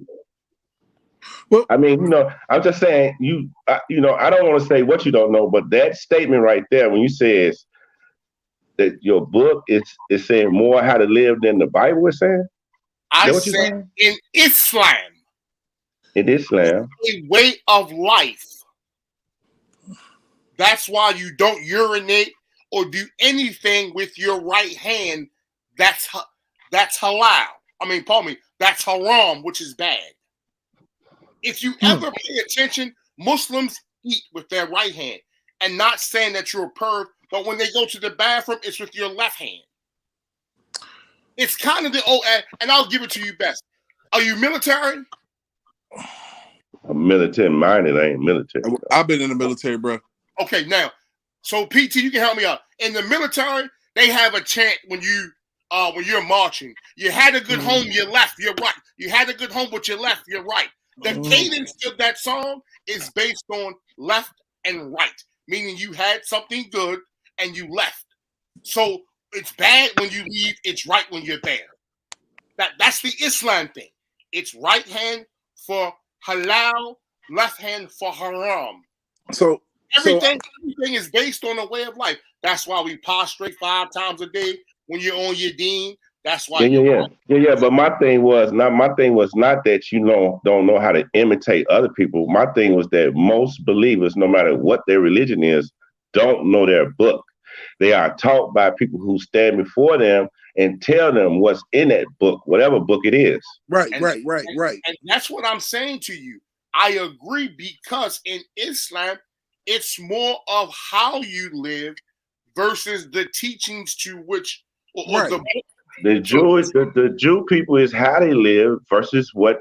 It's the same thing with each group. So like the with Buddhists, Christianity, like with us, Christian, there's so many different branches. Like you got your Methodist, your Apostolic, you got your non-denominational, your Baptist, you know what I'm saying, your Latter-day Saints. You got the all these people, all these different variations that are based on how a person chooses to live their lifestyle within the religion.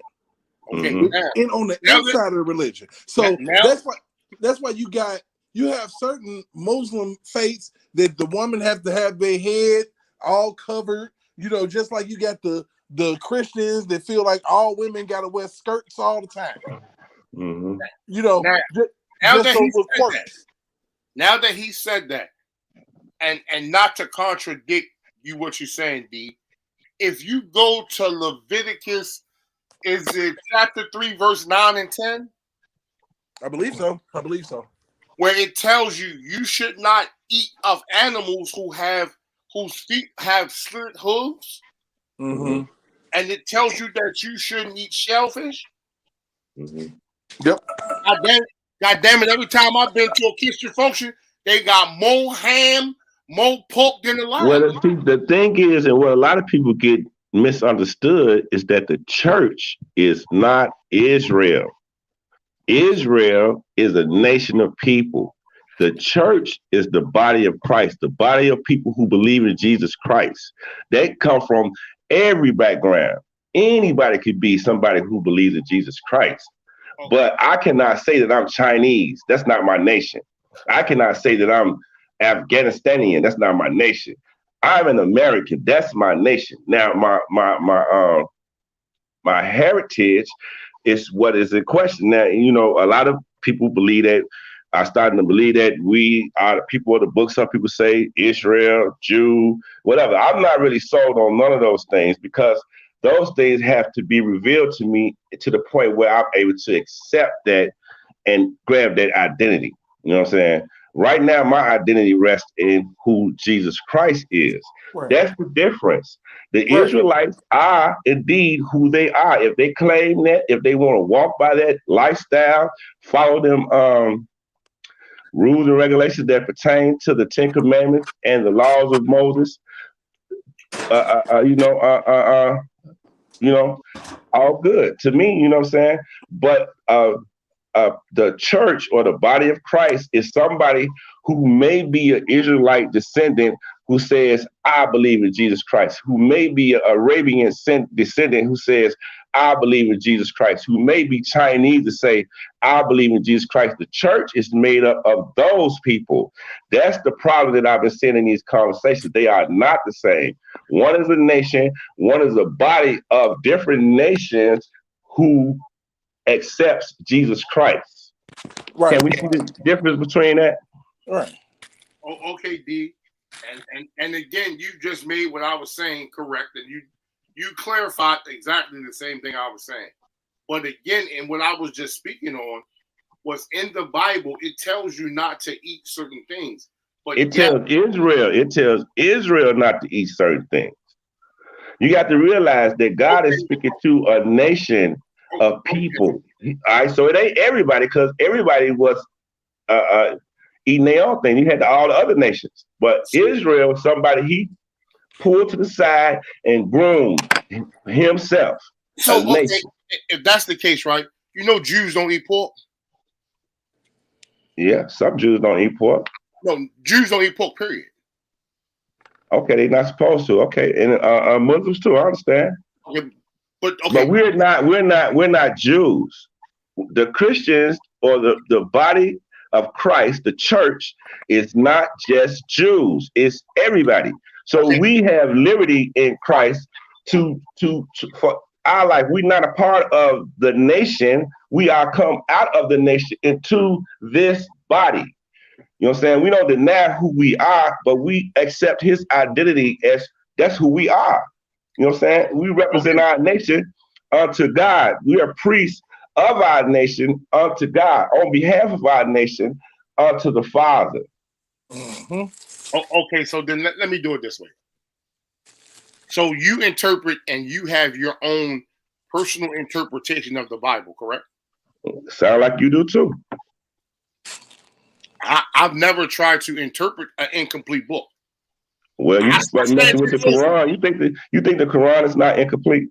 and you've never heard me say I stand on the Quran. You Okay, heard me okay. just tell you that Islam is a way of life versus the book. It's more about how you do versus what you do. Well, You know what? A lot of you know, and not for nothing, a lot of the Islamic faith uses a lot of what happened in the Bible as reference. I mean, if you pay attention, it validates the now, book. yeah. Now the thing about it is that I've heard, and even as a like I said, as a Christian, I've heard that the Quran is more complete than the Bible. Now you actually have to think about it. That could be possible. It could be impossible. I'm not sure, but that's where your faith and religion comes in. So when you look at Muslims, I would say that over the past 25, 30 years, they've been the most talked about, dogged out religion, not Jewish people. It's been Muslims. You And know, Christians. And you know, Christians. but basically due to Middle Eastern conflict, Muslims was having a hard time of just being considered terrorists, right? I mean, let's just keep it funky because just like people ignore the way that black people are treated in America, you can't ignore what's right in front of your face. And people of Muslim faith have been treated really interesting in America since 9/11. I mean, man, come on now. If somebody comes shoot up your house, will you be treating your But it neighbors was, a but little it bit wasn't every, differently? but it wasn't every Muslim. No, but it's like, man, it's like if you're a black dude and some white dude come throw a cocktail bomb in your house, you're not finna be separating him. That's the problem I that we mean, but got right now. the That's problem the is problem that, hold on. That's the problem that Kanye got right now, that the Jews are trying to make him just isolate the person that has offended him without calling out the whole Jewish bloc. You know what I'm saying? So the thing is, now I believe that it's orchestrated that the Muslim is pit against the Christian, but you cannot tell me that the Muslim has had more bashing in America via the media or social media than the Christian has. Everything is up for jokes. We can't joke about Muhammad. We can't, because you're gonna suffer. You might get killed. But you can talk about Jesus all kind of ways, man. And ain't nobody said nothing. Ain't nobody got no anti. Because Jesus. See, the thing about it is with Jesus, he took the persecution. And we do too. Those who We believe in do him. too. Exactly. Because let me tell you something about the way I feel about Christianity. I was born in it, but I feel like that Christianity was used on black people to make us docile. I disagree. Based on People, the narrative, and the curse of Canaan. And the curse of Canaan, the I fact believe that it was used, that when Noah's ark landed and he made his wine and drunk it and fell asleep, and his son came in and saw him naked and laughed, then he cursed Canaan and every descendant of him to be slaves of his brethren until the end of time. And the Canaanites are us, melanated people. the Canaanites are melanated people, but all melanated people ain't the same people. That's another thing that people got to say Right, but and understand. nights. You got. But I'm saying that there's a distinction that need to be made, because when you say melanated, you putting all of us in Right. one culture as if we all the same thing, and that's not true. Okay, The so Shemites and the Hamites, and the Hamites, right? If you want to say yeah. Japheth is the white man, the Shemites and the Hamites mixed. So they But were this is both what I'm different. saying, though. I'm telling you, I know that it's skewed, and I know that that meant more people, but they used it against Africans that they brought to America. Mm. We on the same page. They used it just like they spin any other narrative.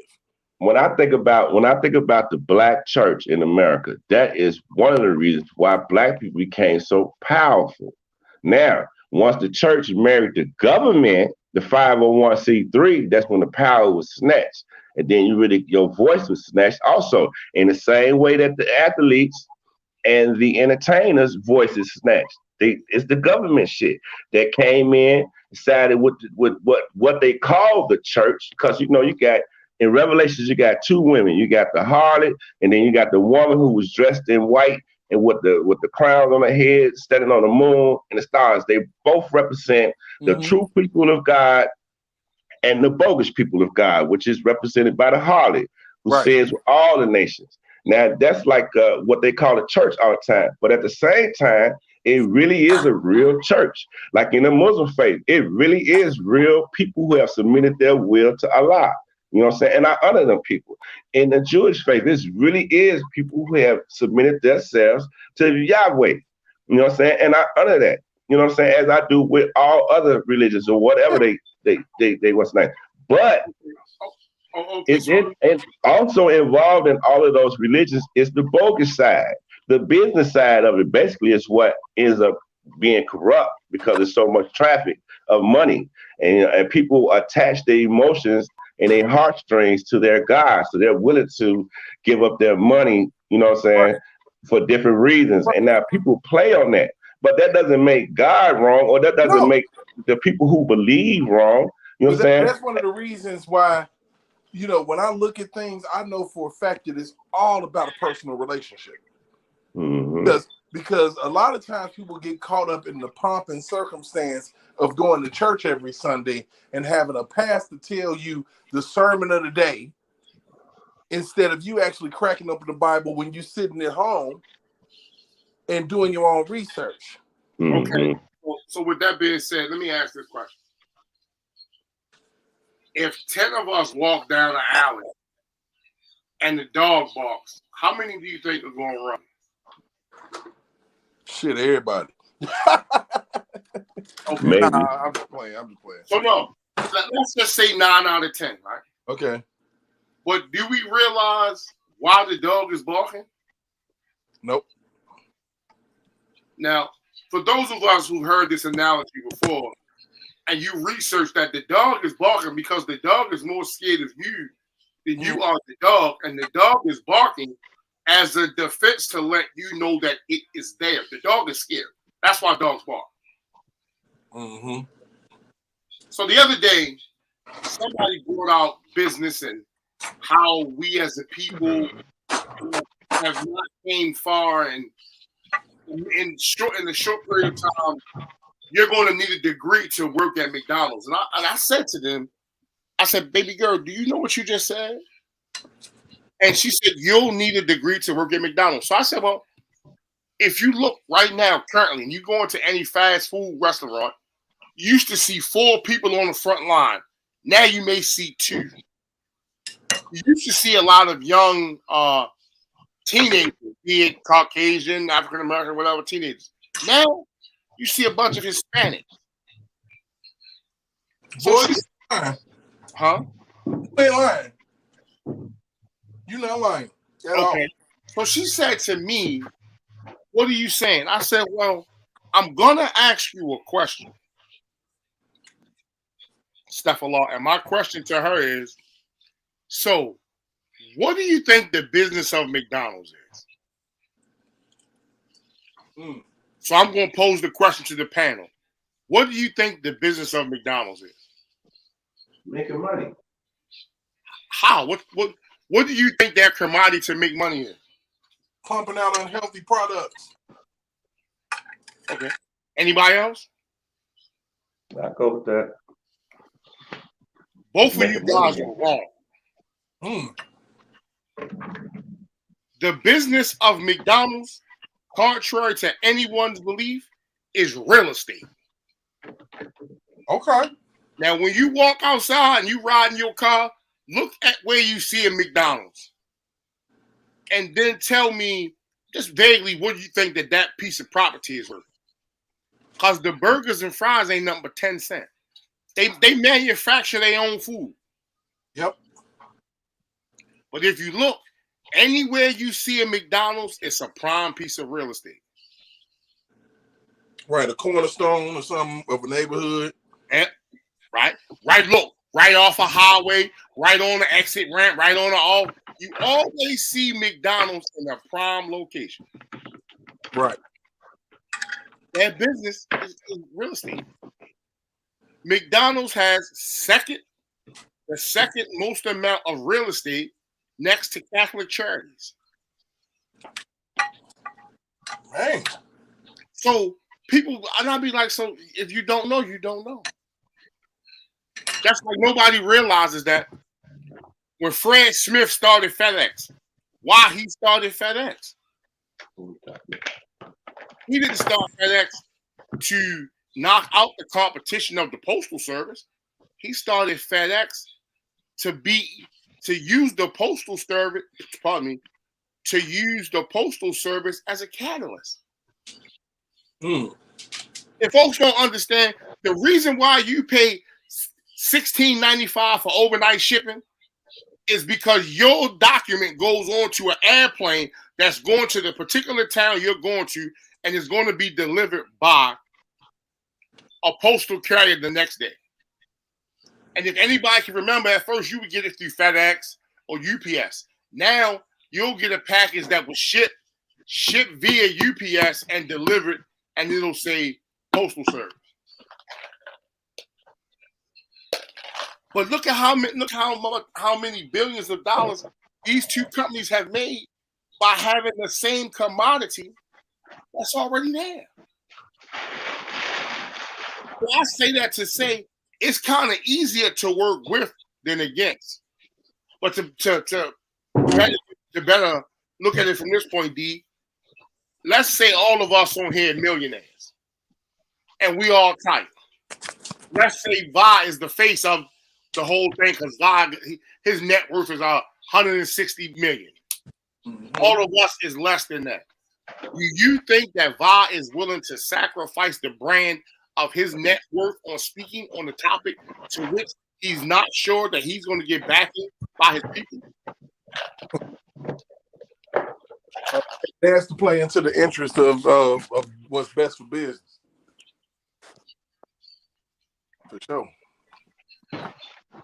Kanye said, for the first time in long as I can remember, my bank account was under $400 million. Now you say under 100 million. 100 million.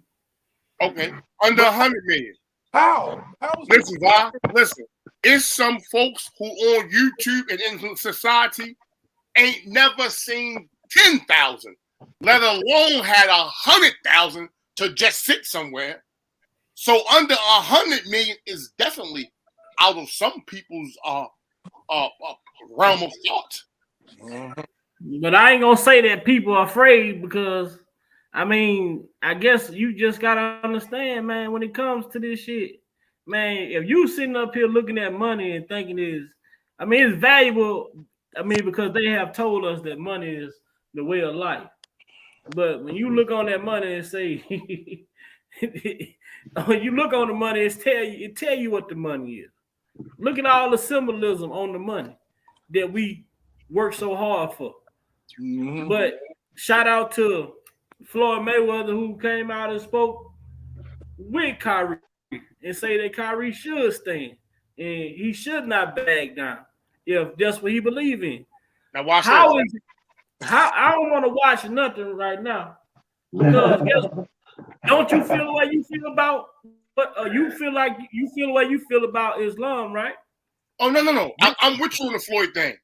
But did you see Floyd stand with I feel like y'all do. Yeah, he made a statement. He wrote a whole statement. He recorded it. He put it on air. It's everywhere for you to see it. It wasn't Okay, no maybe text 2 minutes long. I saw it. It may be 2 minutes long. I said, some people like this, they'll support us in private, right? But they ain't gonna support you in public. Like, they will tell you what our people do, and I'm gonna call us out. We got a lot of our people. They'll text if it was you in that situation. You know, they'll be texting you, right? Saying, man, I'm glad you said that, but they ain't gonna come out public and say that shit. They love to support in private. But what the fuck is you supporting me and standing with me in private mean? That don't mean shit. So again, what's worth more, the piece of paper or the words on the paper? What are we talking about? Ain't neither one. Not the voice is worth more. So the voice is worth more, or the stance is worth more? You know, the voice, come out and speak. That's enough. Don't text me. Like, let's just Don't say text me back shit. to. Do y'all remember how they used to be like, man? You know, the reason why R.Kelly people ain't speaking up is because he told them not to. And that's a bunch of bullshit. Because when I heard the nigga say to all the niggas who drink my liquor and smoke my stogies, why you ain't on Facebook taking up for me? When you around me most of the day and you know that I'm a good brother, y'all ain't nothing but a bunch of bloodsuckers. That's kind of word for word, right? In heaven, I need a hug. Say, I need to get rid of these clowns and get myself a whole nother crew. Whole nother crew. So, you know, I would say, you know, like I said, the narrative, when you write about that, supporting in silence, because it's not like the nigga said, don't say nothing on my behalf. People refuse to because they're scared of losing what they got. And they'd rather sit up here and make fun of his ass or make fun of the situation. Doesn't necessarily have to be him. And that's one thing that we are actually starting to see. I want to iterate. I'm so sorry for breaking in. Go ahead. Matter of fact, let me let you finish, brother. Go ahead. It's cool. I want to say that the reason why Kanye West is being counseled is because, my humble opinion, is his stance on Jesus. Satan runs Hollywood. Satan runs these satanic Jews. They're satanic Jews. They hate Jesus. They don't want Jesus' name to be mentioned. Period. Huh? Hold on. And that goes back to saying when Kanye was going around calling himself Jesus, when he was on that fucking horse in the church, all that shit, they wasn't doing nothing about canceling his ass then. Right. When he was challenging Jesus. He told him, he said when he made that song, "You Such a Fucking Hoe, I Love It." He said that thing went like super duper viral in no time because of the content. You know, and fuck, you know, like he did on that, what's the name, on the Drake Champs, he was like, I'ma fuck your bitch. I'ma shoot that nigga, right? And he was like, man, that's gonna be top 3 if we go to Apple or Spotify right now. And so Jesus ain't telling us to do that, man. Jesus telling you, no, come back to the Father.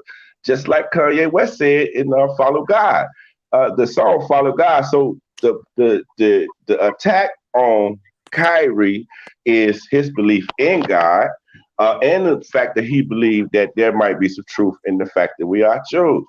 The attack is on Kanye is Jesus and the fact that he said, I'm making a claim that we Jews. But these are the two witnesses that we see in the Bible, not Kanye and Kyrie, but the witness of Jesus Christ and the law of Moses. These two going to stand up against the enemy in this time.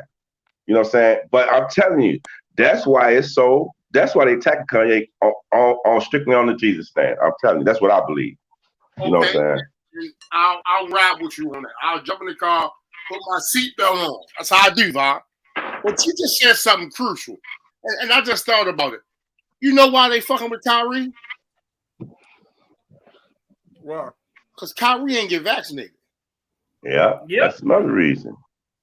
Oh, yeah, that's a whole So we got about a 10 to 15 year time span from now to the next 10 to 15 years, we're gonna hear about this fucking vaccination that wasn't right. Yeah. And if you suffering from this or you suffer from that, or if your child have an extra finger or extra toe, it may be caused back to this vaccination, just like we seeing with Johnson & Johnson baby powder, just like we seeing with Enfamil formula, just how we seeing with all of this shit. Mm-hmm. Man, that's why I ain't want to do that shit, man. I was like, man, I don't know nothing about this. Your ancestors didn't believe in vaccination. That's why Dr. Sebi was taken away allegedly, because he told the people there's no sickness in the body. The body is a healer. It's a self-healing process. It heals itself. You just have to put the right things in it. There's only one sickness in the body, and that's the mucous membrane. But you know what? Ain't no money in the cure, like Dr. Sebi said. The money is in the treatment. So guess what? Right. We gotta keep treating these people. We can't cure these people. Mm-hmm. Right.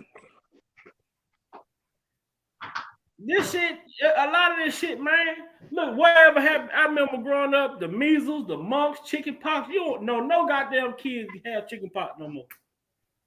Mm-mm. Where it go? They just stopped putting this shit out, huh? Right.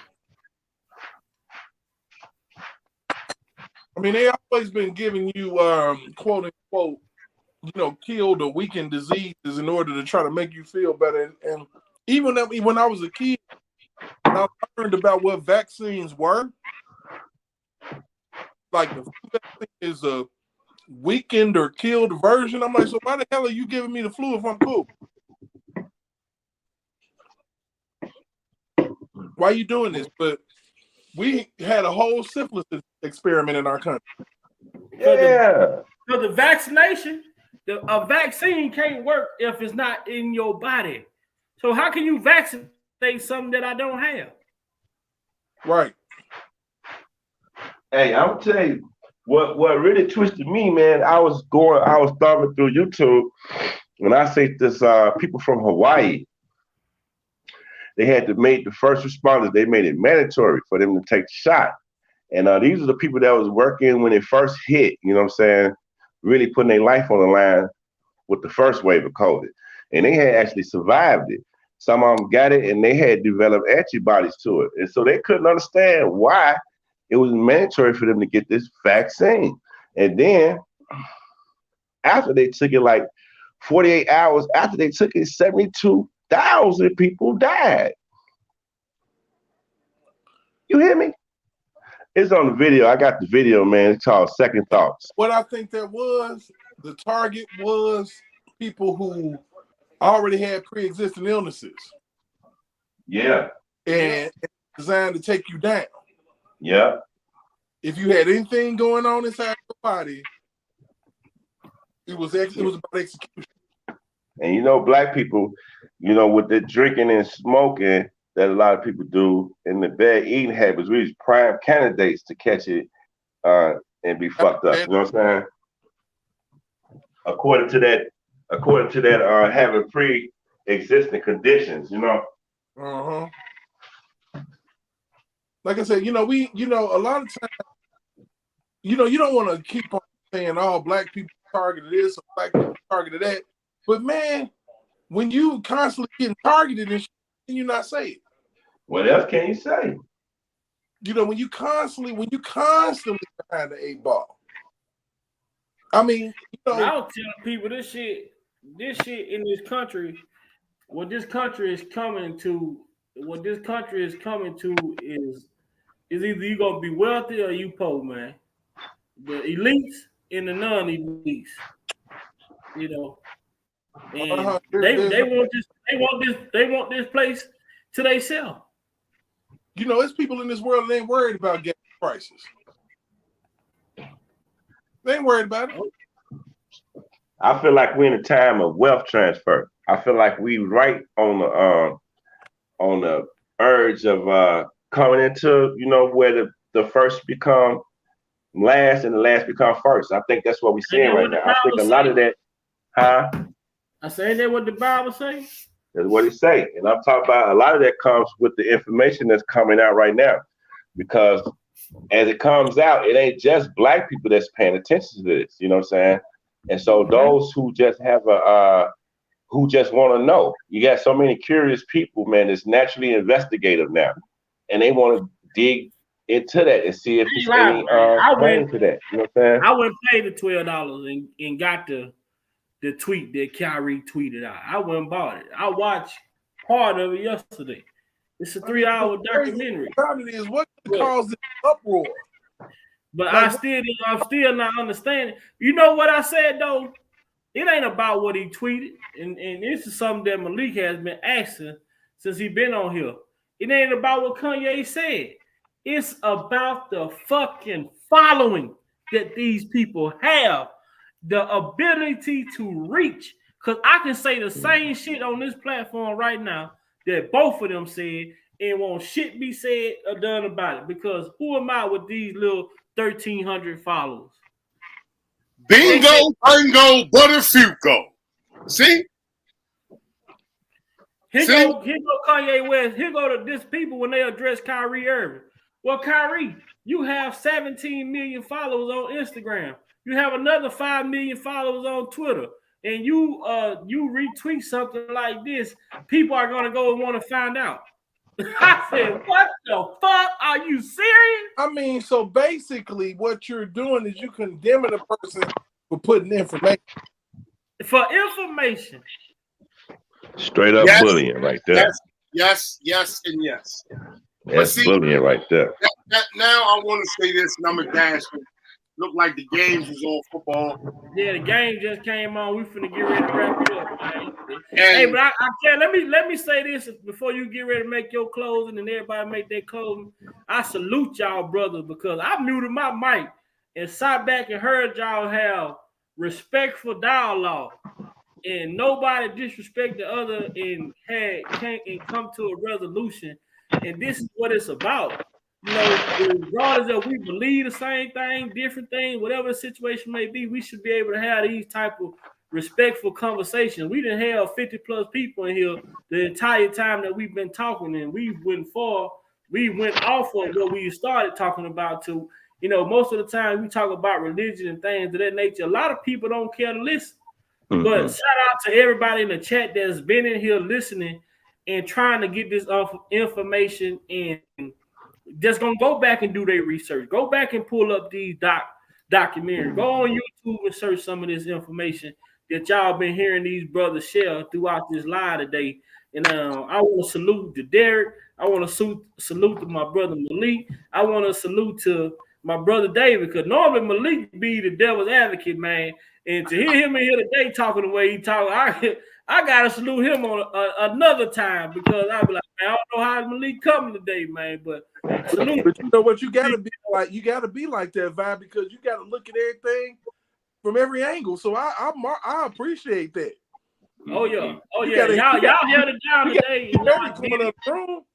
Y'all held it down and y'all did it in a respectful way as men. So anytime men are being men, I'm gonna always salute that and double salute that to all of us on this panel. And Malik, you just keep on getting yourself together, because I heard you had been down a little bit. I just haven't been able to talk to you. You keep taking care of yourself, brother, because the world needs you. You got a purpose out here. So keep yourself together so you can keep spreading the word and spreading the information, because you have some knowledge, brother, that people can use. I'm gonna say thank you, bro. Salute, gents. like in the wire when they say, "Oh shit, Omar's coming." Yeah, sometime I do be coming out of left field, so I had to put it together so it didn't sound so crazy. So I apologize for them devil's advocate crazy moments where you be looking at me like, this nigga here, man. And you be like, when I catch Brahma jamming and Stoke behind the scenes, boy, come here. But again, I enjoyed the conversation. You know, I hadn't been on here in a while, chopped it up. I like the fact that we agreed to disagree, and we also let everybody speak, and we handled it like grown-ups. I'm mad I missed the state of the culture because it was kind of like this, but a little more in depth. I caught the tail like the last 10 minutes. I was half groggy. But again, I look forward to the next one. Thanks everybody in the chat. Again, gentlemen, this was State great. of the Culture every Friday. State of the Culture every Friday at 9:30. Okay, so now I know 10:30 my time, 9:30 your time. Yeah. This was awesome, gentlemen. And I'm glad we got to speak and throw some things that was on our brains off our chests on the table, and everybody ate what they could and discarded what they didn't. So more convos like this I hope to have with some of you gentlemen. As always, Big Vibes, a pleasure, bro. Thanks for the words of encouragement. I'm definitely taking care of me. And until next time, gents, you know what I mean? Sir Miguel, how you doing? I look forward to it, man. And again, we all gotta be more aware of how to help other people be more conscious. You know, I think that sometimes we kind of write each other off because we just don't want to deal with it. But sometimes we gotta look that person or that group of people and say, hey man, have you ever tried looking at it from this way? Because I think sometimes it's not as bad as it seems once we open the door. But just looking in, we'd be like, man, and you know, sometimes people just need you to say, hey man, you know, can I say something for a minute? And then they jar their mind and start to thinking and looking at things from a different lens. Like I said, it's always awesome when you have conversation with different-minded, like-minded grown men. I say that to say until next time, Jeff. I'm not gonna take no more. Everybody have a blessed Sunday. Stay humble, stay grounded, and most of all, stay being you. And stay thirsty. Oh yeah, most definitely that. You be blessed, Malik, man. Till next time, you're gonna be State of the Culture Friday. 9:30.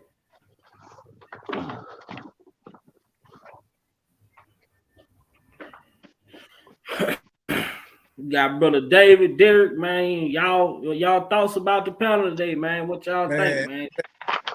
I'm gonna go ahead and say, man, I've been sitting up here cooking food, man. I've been, you know what I'm saying, cooking greens and cornbread and the bacon chicken, all while having this conversation. And I feel like it's gonna taste better because it was a lot of soul in there. Whole lot of soul. It's gonna taste better, huh? You know, one thing I can safely say, man, is that the reason why we all are even here together is because we care about the injustices of an individual that is beyond our everyday, beyond what we clock in to do at work, beyond what we deal with a girlfriend, boyfriends, beyond, you know, the bills we got to pay. You know, and when you get to talking about religion and you get to talking about, you know, I would say injustice and, you know, what's just, what's right, that's all tied together. And it's very, very cool for us as black men, which is something I rarely see, is us being able to get together, have an intelligent conversation. Don't turn into woo woo woo, nigga, you a bitch ass nigga, la la la la la la type shit. Right. You know, because if more men had been in position on these front lines, we could have got this point across a long time ago. Mm-hmm. The point being is that we're not monsters by default. There's some accountability that needs to be made by all parties. Mm-hmm. No matter where you sit or stand in your point of view, because it's all it is a point of view. It's where you're standing when you're looking at what you're looking at. Mm-hmm. And they'd be like, move over this way, and you might see a little bit, or then we can meet somewhere in the middle. It's all about the point of view. And we're making points of view become fact, laws, you know, make us, you know, cancel, mute. When my point of view ain't got nothing to do with how I do my job. what Kyrie Irving said ain't had nothing to do with how he plays his game. Mm-hmm. You signed me to dribble a basketball. I ain't stopped dribbling that basketball. You should only be suspended from your job when you do something detrimental to your job. Mm-hmm. Feelings are feelings. Everybody got them. And if we continue to coddle everybody's feelings about every single thing, we're going to see a huge decline because God does not bless everybody that asks for the blessing right when they want it. So who are we to say that we can destroy somebody or take something away from somebody on a whim when God don't do it? Tyree said something a few years ago, let God do his job. And us as men, we know that as leaders, we got to put God first in order to lead. But that what the old guy told me, Derek, when he told me about it. He say the people with the power, they know that at some point their power is gonna start dwindling away. Right. And when that power started, when they gonna know before we know. They gonna know before the people who's coming into power know. So they gonna start to do things. Right. And act in a certain way to where it's gonna cause a frenzy all over the world. And now that's what we're seeing. I tell you, it's starting to go back to what my grandma say. Man, we about you gonna have to be uncomfortable. Bro. If things keep up, we gonna be horses and buggies, man. We backing up. Ain't nothing going forward. Man, we all know. Man, come on, bro. We all come from that real shit. You guys what? They had to go learn how to hunt.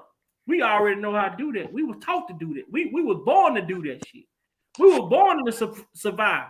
Everything they done threw at us, flu epidemic, all these pandemics, goddamn crack, goddamn all type of shit.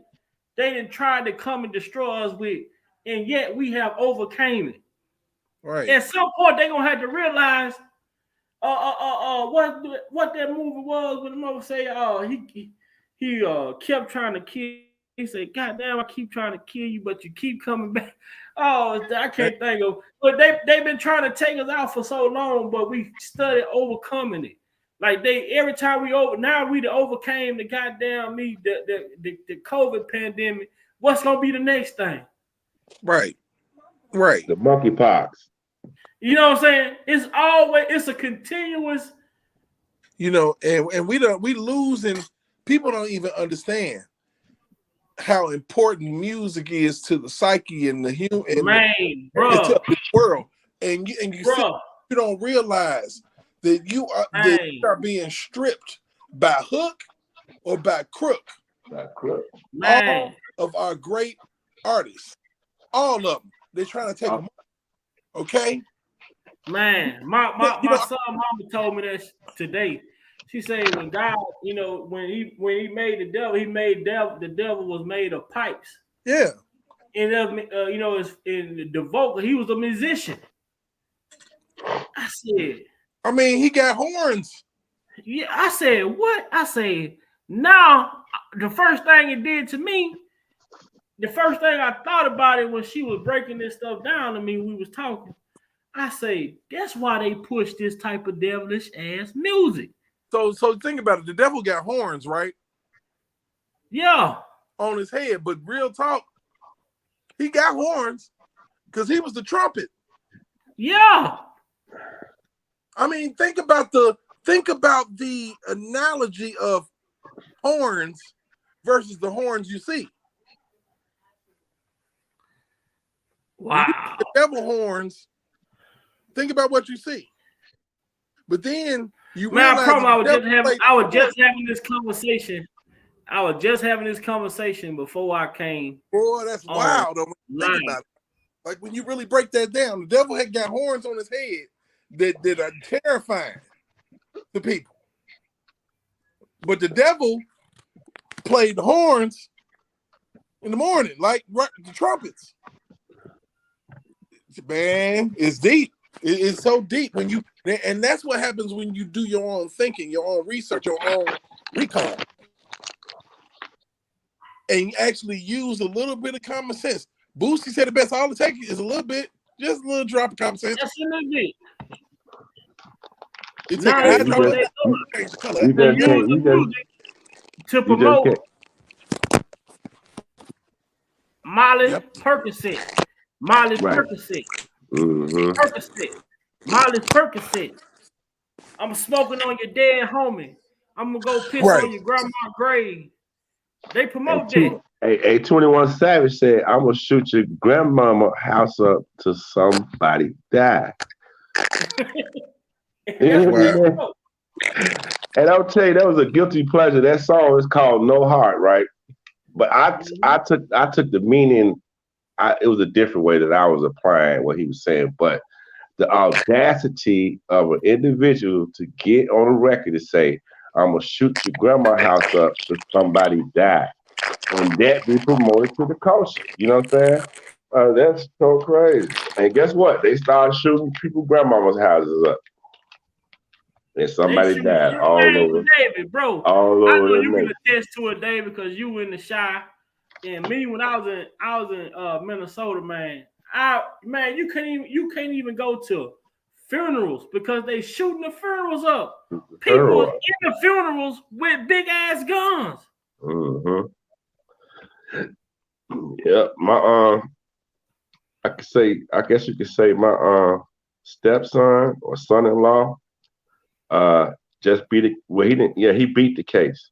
His brother had got killed, and they went to the funeral, and they were strapped, and the police was waiting on them, pulled them over, charged with the blicky, because it goes down in Chicago most definitely like that. It's been happening in Chicago with funerals and stuff like that. Mm-hmm. Man. Well, I'm gonna let y'all brother close it out. I'm gonna mute my mic and let y'all close it out, man. And Sir Miguel, Lex, everybody, and William, welcome to the channel.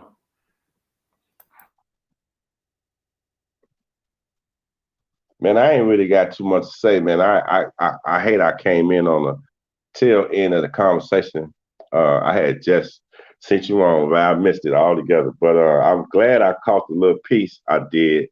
I'm always gonna stand up for my people. I'm gonna stand up for my Lord. I'm gonna stand up for what I believe in. I'm standing up for those who stand up. You know what I'm saying? And I want to encourage those who are not standing up to get up and get involved in any type of way they know how to with moving the conversation along. Conversation leads to action. Action leads to reward. So I'm gonna land with that right there. Peace to the panel. Peace to my boy Sir Miguel out there and the rest of the people in the chat too. Also.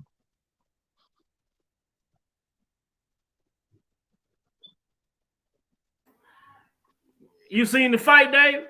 It went down, man. What fight? No, I ain't.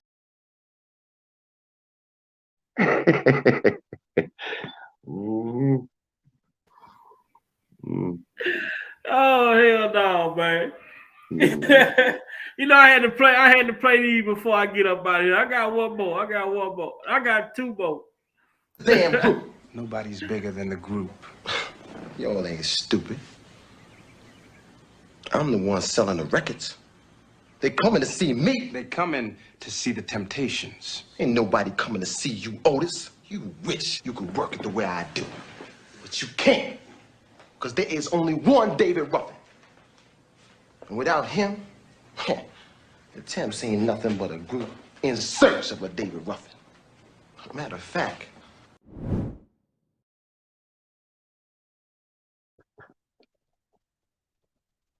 You got Tyrese on there. Tyrese Tanker, man, you wild for that, man.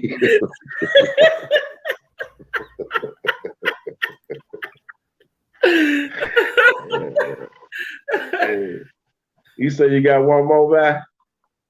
The other one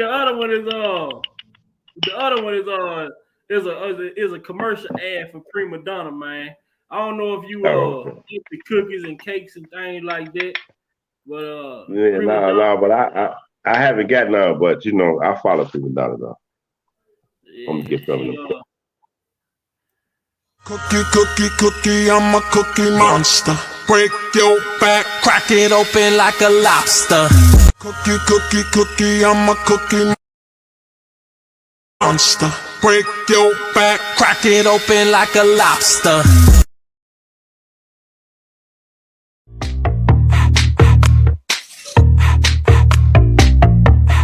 Something good. Something good.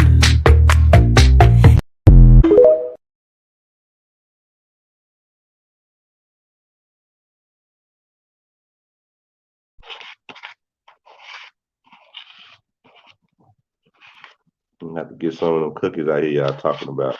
Hey, them strawberry lemonade joints, Yeah, man. Y'all be acting like what is heaven. Man, You know? them bro, look, David, I ain't gonna lie to you, bro. Them strawberry lemonade joints she make, bro. They ain't no, they some thick cookies, but they so moist and soft, man. Boy, look here, man. I hear the pack rattle there. I get up and get my son. Get your ass up out of my goddamn cookies, man. Move away from the pastries. Oh yeah, man. Oh yeah, she's she good. She good at what she do, but no, that's another big thing that society has. Another big issue that society has with us, our people as well. We are starting to support each other, and that's something that they look at as as a threat. Damn, they coming together. You know what I'm saying? They promote each other. That they are all about division, but only the division amongst our people. You know what I'm saying? You see these Mexicans, Asians, all them 3-4 families live in one house and they all get along and they all come up. But you let your cousin move over this son bitch and stole your pants and shirt. You gotta, he try to holler at your old lady, all type of fuck shit. Like, all type of whack ball shit, yeah. You know what I'm saying?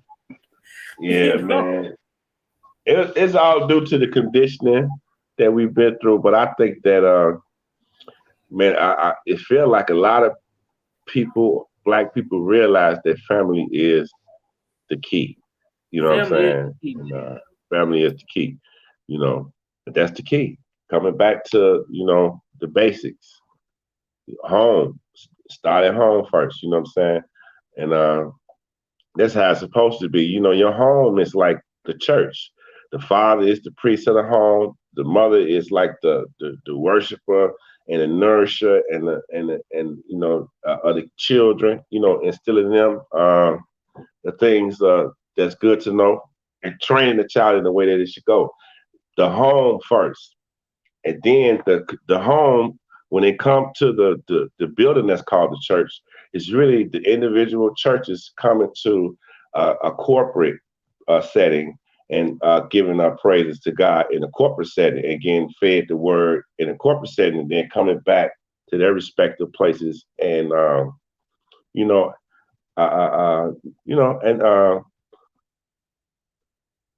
working it out. Like this is so. I'm just saying the church is the home. That's the first church. And then we take that church, our worship that we have in the home, and we share that amongst other like-minded people. And everybody do that. Like when you go to the football game, everybody there at the football game is like-minded. They fans, they celebrate together. And they have a good spirit or a competitive spirit according to the game.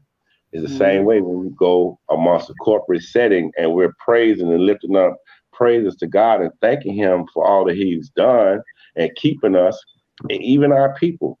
Even with all of dysfunction that we have, we are still here. We are still relevant. We are still impacting cultures all around the planet. And so God has us in a peculiar place. So I am very optimistic about our futures. I don't see it as the end. I see it as the beginning, and I think it's the beginning. So I'm very excited.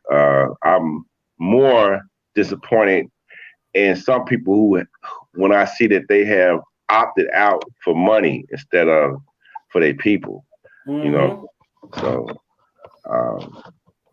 but at But the like they same say, time, when they wake up and all the banks have been shut down and they realize they no longer have that money, now you just like everybody else.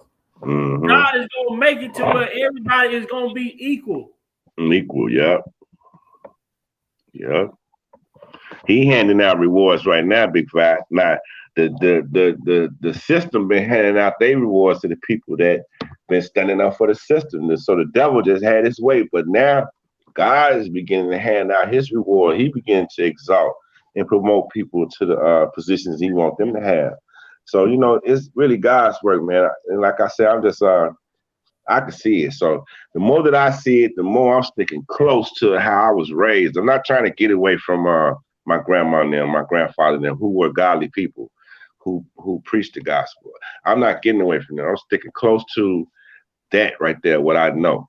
You know what I'm saying? I know that God. I know that Jesus that brought them through everything. You know what I'm saying? I feel like he got me because I see them and I see that amidst all of what they try to do, even to my family, we still strong. We still a unit. We still believe in him. We still holding on and we still progressing through all of this. So, I'm gonna land with that, man. I know I'll be going everywhere, so I'm gonna land.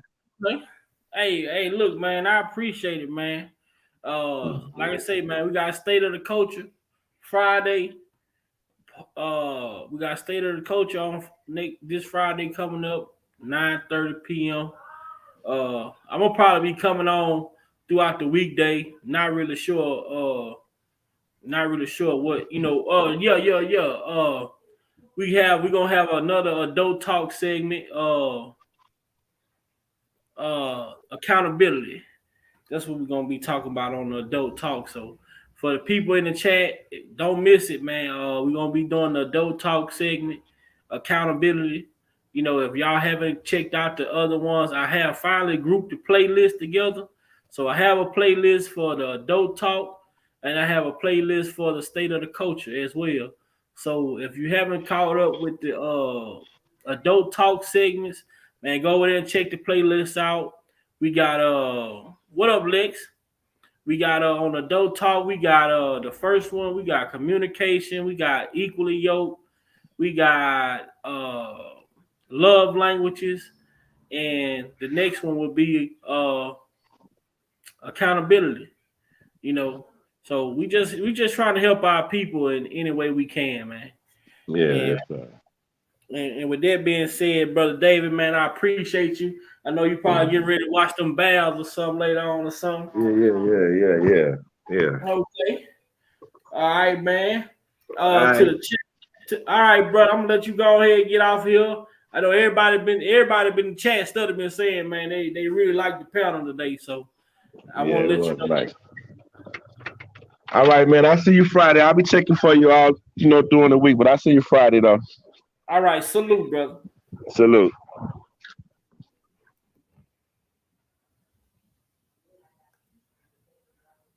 All right, everybody in the chat family. Look, I love y'all. I appreciate you all. I appreciate all of the moderators, everybody in the chat, for looking out, for always communicating, being respectful, showing appreciation, thanking the hosts that come up on the panel, even though they family. I salute y'all for making this channel feel welcoming and always welcoming new people in, when you see new people as well. We need 2 more subscribers to hit 1,300. So if y'all got some extra accounts or anything, man, go subscribe to Big Val Opinion, man. I really, really appreciate it, man. Lex, what it do? Like I said, Sir Miguel, brother, I can't wait to hit another panel with you, man. We're going to be doing, I'm going to try to figure out when it's going to be. But we got another segment, adult talk segment, man. It's time for an adult talk segment.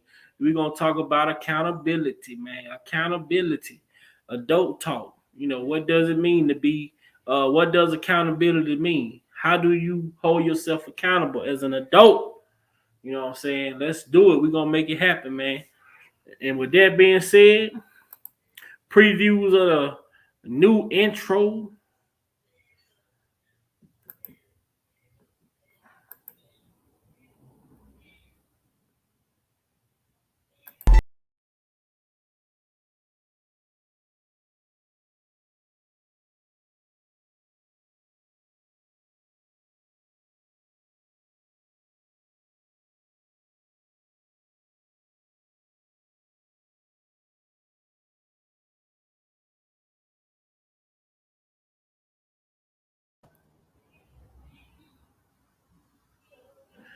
I'm not sure. I'm not sure if I'm gonna go live tonight. I'm not sure if I'm gonna go live tonight, man. Not man, but I'm not sure if I'm gonna go live tonight, sipping. But depends. If y'all want to do a live tonight, just let me know. If y'all want to do a live tonight, just let me know. Leave me a comment or something. Let me know. What y'all want to talk about or anything like that. Shout out to Lavish Lady, who's been helping me with the editing and trying to put this intro together for you all to make it a little bit more professional. So yeah. I really like that. Until next time, be out, y'all. Peace out, y'all. Be blessed. Look at y'all. Look, man, I'm about to trip. I'm tripping. Man, y'all gonna let Vic Vi leave out here like that? I thought y'all mess with me. I thought we were cool, man. Cool when they do it. Problem when I do it. I thought y'all gonna let me leave out here, really. How y'all gonna let me leave out here without giving them rules, man? All right, Sir Miguel. I know you probably got busy last Friday. So, oh yeah, most definitely, man. I will, your opinion most definitely matter. Your opinion most definitely matter.